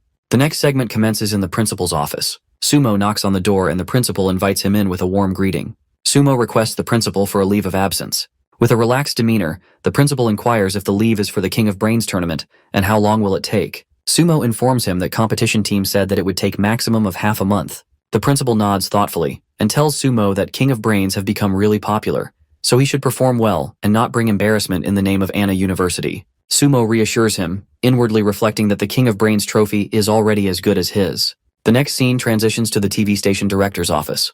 The director is flipping through a file of candidates for the upcoming competition. He pauses and observes that a graduate from Imperial University, Song Li Xin, is on par with the freshman, Sumo, of Anna University. Both are exceptional mathematicians, young and immensely talented. The team leader, standing in front of him, adds that they both are on the same level, but Song Li is focusing more on social promotions. Adding up, he informs that Song Li came on the 3rd place in last Brain King competition, which was bad luck since his abilities are equal to the 1st place winner. He continues, noting that Song Li Xin was originally set to lead the team in the international competition. The director considers this and asks if Sumo will now be chosen instead. The leader confirms and praises Sumo's remarkable skills. The director commends the leader for his work. Adding up, he inquires about the ongoing internet trolls targeting the event. The leader, a bit nervous, tells that people are spamming frequently, closely monitoring the situation. The scene opens with an intense internet rivalry brewing between two factions. One group passionately claims that Sumo is the finest young scholar of this generation. In contrast, the opposing group argues that while Sumo is undoubtedly a genius, but he cannot surpass individuals with who are 100 or even 1,000 times more experienced. The debate grows heated, with the first group dismissing their opponents as jealous distractors, labeling them as sprayers. The second group retaliates, calling the first as brain-dead fans. As the exchanges intensify, neither sides show any signs of backing down, and the rivalry continues to escalate across the social media. The next scene takes us to the director's office. He addresses the leader, emphasizing the importance of focusing on his assigned work. Since it is a variety show, it's important to stay aligned with the public opinions to win their favor. The director adds that if the leader manages everything well, he can secure a promising future for himself. With determination, the leader assures him. Inwardly, he reflects that this is his chance to shine now, and he must make Sumo the highlight of the show. The scene transitions to the meeting room. Making sure everyone is present in the room, the leader announces the start of the meeting. One of the members silently questions the necessity of gathering in person instead of communicating through email. The leader, with a clear purpose, announces that for the sake of the show's popularity, each contestant will have to choose a challenge that cannot be repeated. The announcement causes unrest among some of the members, finding the challenge unfair. However, the leader continues to speak, revealing Professor Chang from University of Science and Technology to be their judge. The mention of Professor Chang astonishes the group, as his expertise are renowned. The leader elaborates that Mr. Chang is the most authoritative person to evaluate the difficulty of each project. The leader then asks them to choose a difficulty level ranging from 1 to 10, assuring them that by the end, they will have an objective evaluation. He confidently declares that difficulty level of 7 cannot be tackled by the average so-called genius. The red-headed member, visibly satisfied, remarks that it won't be an issue for him if Professor Chang is the judge. Pausing for a moment, he reveals that the last person to pick will be at a disadvantage. The others glance at him, puzzled. The leader clarifies that he has called everyone to discuss this matter. Acting as a mediator, he will present all the options, giving everyone a right to choose the project that best suits them. Sumo, raising his hand, utters that since he was the last one to come, he will be the last one to choose. Song Li-shin stands up abruptly, walking towards the table displaying the series of projects. Without hesitation, he picks up the card labeled with a difficulty level of 9.5. The leader, shocked and confused, inwardly perceives that he had intended Sumo to take on the hardest level since he is the biggest selling point of the show. All the members are left astonished looking at the card Li-shin picked. Breaking the silence, the leader asks if he's sure to pick that card. With overconfidence, Song Li replies that it's his choice to make. Then, in a sharp tone, he asks all the other members to choose their cards quickly and get out of here.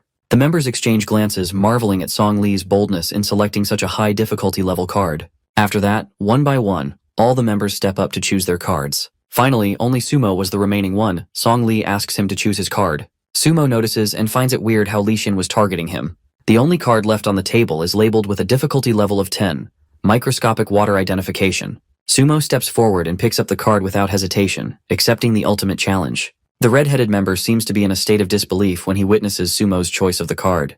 It is then revealed to us that microscopic water identification test is a formidable challenge.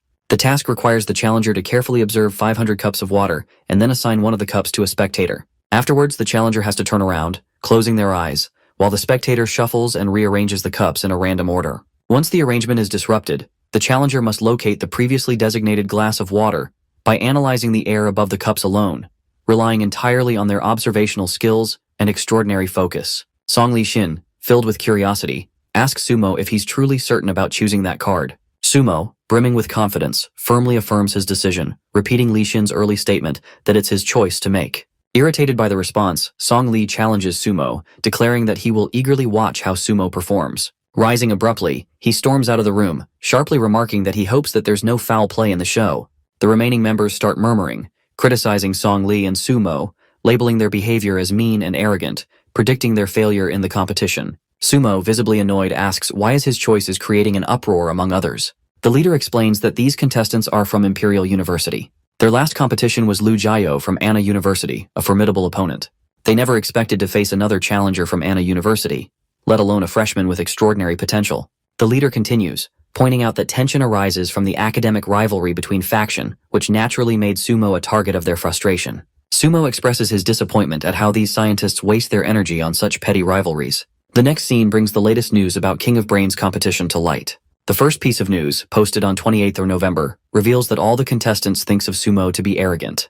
The second update, posted on 29th of November, speculates that Sumo's performance has raised suspicions about missing questions in the competition. A microblog post on 30th October criticizes the crowd cheering for Sumo, calling them crazy. A Weibo comment advises to wait until the competition day, when everything will come to its revealing naturally. It is now November 1st, the day for domestic finals for the King of Brains competition. The host greets the audience warmly, welcoming to the highly anticipated show. She introduces Professor Zhang, who will serve as the judge for the competition. Giving a brief introduction, the host highlights Professor Zhang's impressive expertise. He is the youngest expert in the field of brain research, and his papers have been unanimously recognized by the academic community, both nationally and internationally. Professor Zhang takes the stage, declaring that science is the only criterion for him to make any judgments. Backstage, the leader watches the live show, his face revealing nervousness. Sensing this, the assistant expresses concern and asks if something's wrong. The leader reflects inwardly on Sumo, that his future is in our boy's hands now. The scene transitions to the leader's office where Sumo is sitting in front of him. The leader tells Sumo, since everyone has left, it's time for the arrangements. He asks if Sumo will act as the audience's trustee or if he should handle the matter on his own. Sumo, visibly confused, questions what is he talking about. The leader presses further, asking him if he wants to take on the challenge all by himself. Sumo grows visibly exasperated, and the leader repeats his question, sensing his frustration. Finally, Sumo responds in an imposing tone, clearly raged, declaring that if any falsifications are involved, he will simply quit the competition. The leader grasps, pointing to Sumo, and warns him not to ruin his career. The scene transitions to the venue where the competition is underway. Professor Zhang announces that the red-headed contestant's performance was good enough to score a 9 based on execution, but keeping up with the difficulty, he can only score him 54. The host adds that this score does place the contestant in top 5 ranking. The host then announces the next contestant, Song Shin, introducing him as the seed of the competition. She highlights that his chosen project is face recognition and its difficulty level is 9.5. Before Song begins, she engages Professor Zhang in a discussion. Addressing the viewers' questions about face recognition isn't just a competition of eyes, but it's considered as king of brains competition. The judge explains that face recognition is not merely a test of eyesight, but a comprehensive challenge that requires exceptional skills like brain power, calculation, memory, image process skills, and so on. He further adds that some people can recognize spatial distances faster than others. Some people are faster in recognizing the height of sound. These are all examples of brain powers. The host announces that Song Shin has completed his challenge and successfully identified the correct face number. The judge commends his performance, noting that with 9.5 points, Song Shin's performance can be considered perfect. He adds that Li Xin completed the challenge in such short time that he will award him with 10 points. The host calculates the scores and announces Song Shin's total as 95 points, the highest score till now. She invites audience to give him a round of applause. Next, the host introduces the next contestant, Sumo. As she glances at his chosen difficulty level, she gets astounded. The judge shares his point of view, admitting he was also shocked when he first saw the selected level, as he did not expect anyone to attempt it. He also expresses his curiosity to see Sumo's performance. Sumo confidently enters the stage area, waving at the audience. Addressing the crowd, the host announces that she will select a volunteer. Numerous hands rise from the audience, and she eventually chooses a young man who eagerly steps up to the stage. She explains to the audience that a question with a 10-point difficulty is the ceiling power of human brain power. She adds that everyone must wait and watch whether Sumo can complete this challenge. The scene switches to Studio 2, where the other contestants are watching the screen from the competition. One contestant, smirking, questions Song Li if he was the one to arrange the audience to insult Sumo. Song Shin replies dismissively, stating that his only concern is ensuring there's no cheating in the competition. He mentions that he personally inspected the props earlier, which seemed fine to him. He contemplates that even if Sumo has any tricks, it might involve techniques like false focus to detect a difference. He assures himself that as long as audience is not a trustee, Sumo will get embarrassed automatically. The member standing beside him remarks that unless someone cheats, no one will complete a project like this because true competition always relies on hard power. Arrogantly, Li Xin says, pointing at Mo, "What power a clown that even the math department is afraid to choose can have." The scene shifts back to the competition hall, where Sumo stands before a table filled with glasses of water. The volunteer analyzes that there's no mark on any glass that will make it different from others. The volunteer selects a glass of water, which Sumo closely examines, holding it up to observe it in detail. The audience is watching him with full concentration, curious to evaluate if he can achieve the impossible. The host asks Sumo if he is ready to begin the challenge. Sumo confidently confirms that he is. He puts on a blindfold and turns around as the volunteer changes the position of the chosen glass. While this happens, the host engages with the judge, asking him the probability of success for Sumo. Professor Zhang claims that he is unaware of the exact probability, but he believes that this project has reached the limit of human ability. Sumo removes his blindfold and begins carefully examining the glasses kept on the table.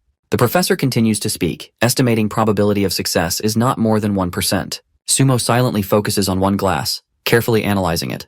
The host remarks in disbelief that Professor Zhang seems so doubtful of Sumo. He replies, explaining that he is sticking to the scientific reasoning. Finally, Sumo points on a glass of water with his index finger, asking, "Was this the glass you gave me earlier?"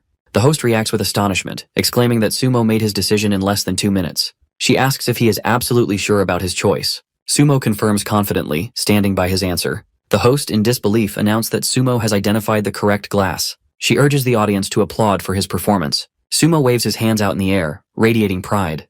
Meanwhile, back in Studio 2, Song Li jumps to his feet, shrieking in shock that how is this possible? The other contestant, in disbelief, asks if this was cheating. He suggests it could be the glass having thick or thin bottom. Song Li disagrees, explaining that he has already examined the cups before the competition. He also points out that even the technique of defocusing cannot reveal the difference. Inwardly, he wonders how Sumo manages to do that.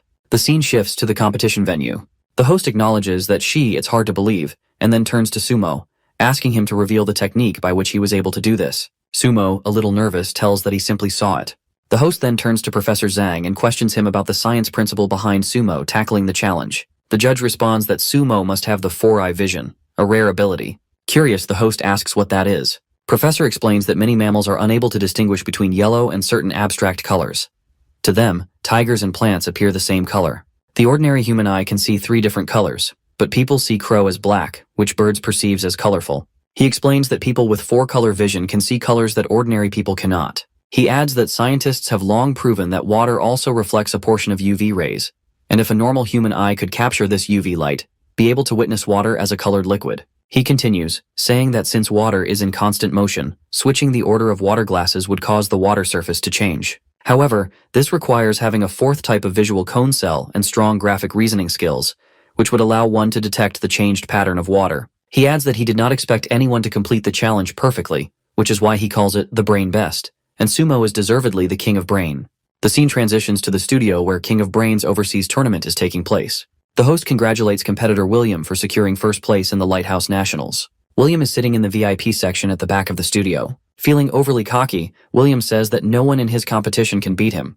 The man sitting beside him informs him that he has heard of an emerging competitor from China, who seems to be a strong contender. He adds that this competitor, Sumo, scored a perfect score in the microscopic water identification test.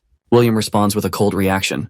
The guy taunts Sumo, that microscopic identification and full marks. Who would believe it? Being arrogant, calls the Chinese people yellow-skinned monkeys, accusing them of always having an inferiority complex, which makes them come up with false claims like this.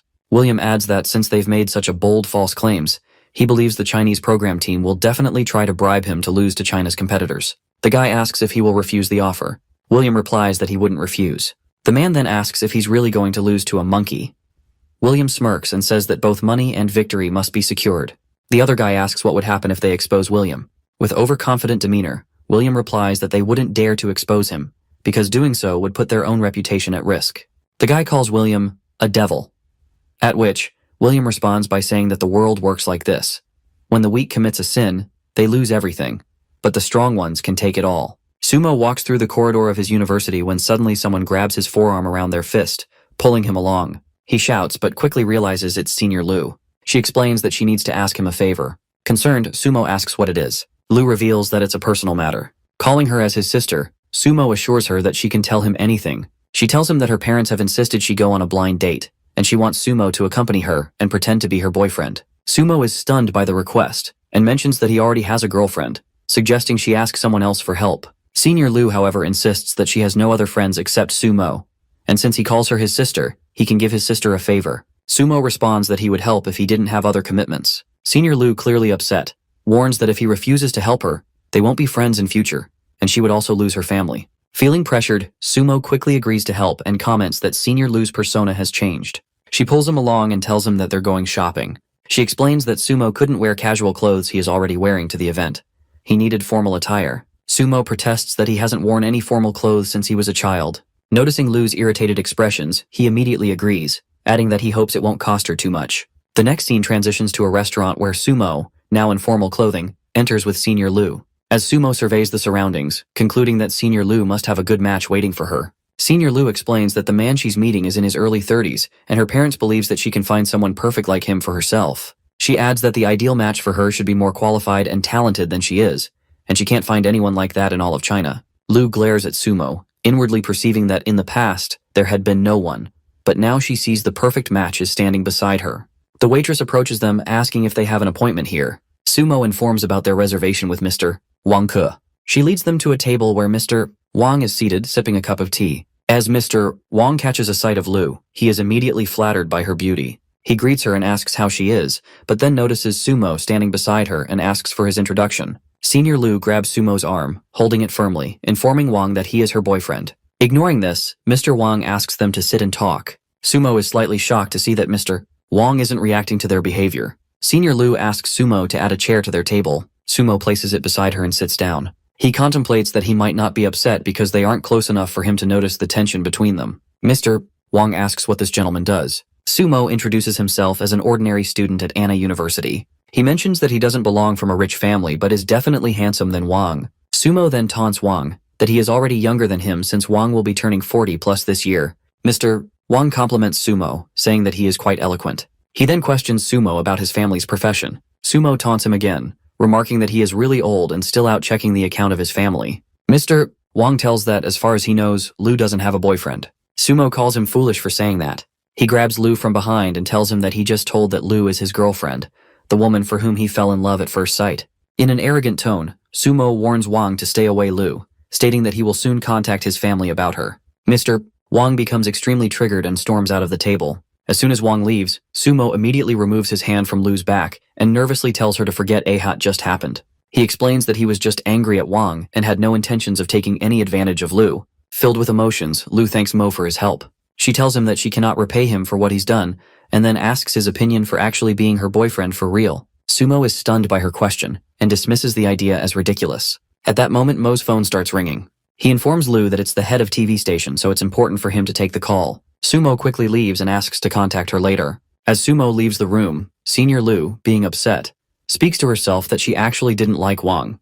The scene transitions to the TV building. As Sumo enters, the leader apologizes him to ask him to come on short notice. Sumo tells him that it was no trouble for him. Inwardly, however, he feels relieved, perceiving that the phone call saved him from a huge problem and that it would be an issue if Juxi finds out about what happened with Lu earlier. The leader escorts Sumo to the conference hall, where all the other contestants are already gathered. One of the member remarks at Sumo that he is the last one to arrive. Sumo explains that he is just a freshman, and so it's hard for him to take time off from classes. The members get astounded at his explanation that he is just a freshman. The director compliments that he is so young to have such achievements. The leader announces that the reason for calling everyone here is to introduce a training session before the competition. Sumo, unimpressed, casually remarks that it's just a variety show. There's no need for training. The leader then explains that 2 days ago, a number of overseas contestants who suggested to fake the match. Song Lee frowns and interjects that they were so cocky in the previous competition. Why are they suddenly asking us to pretend to lose to them? The leader elaborates that they want us to give them money and promise to pretend to lose to us. One of the contestants freaks out when he hears this. The leader continues informing that they have rejected the offer. He adds that in the past 2 days, they had the audacity to launch an international campaign shifting the tactics that we tried to bribe them to fake the tournament, and they rejected us. And because of this, people in international media are dragging our name through the mud, calling us academic frauds in China. He tells that this is a very unusual condition since many countries are suppressing on us. He tells that the nature of competition for them now is to either win or lose. At this moment, a screen appears in front of Sumo revealing his mission as Science Without Borders, which includes prove the world with strength. The power of science is pure. No conspiracy or scheme should be involved. For all these, the reward will be an advanced lottery chance. The leader then introduces 2 academicians of the Chinese Academy of Sciences and informs that this time they will be responsible for their training. 4th-level scientist, Academician Zhao addresses the group that they are pride of the country, but even the top-class students can further improve themselves with the help of training.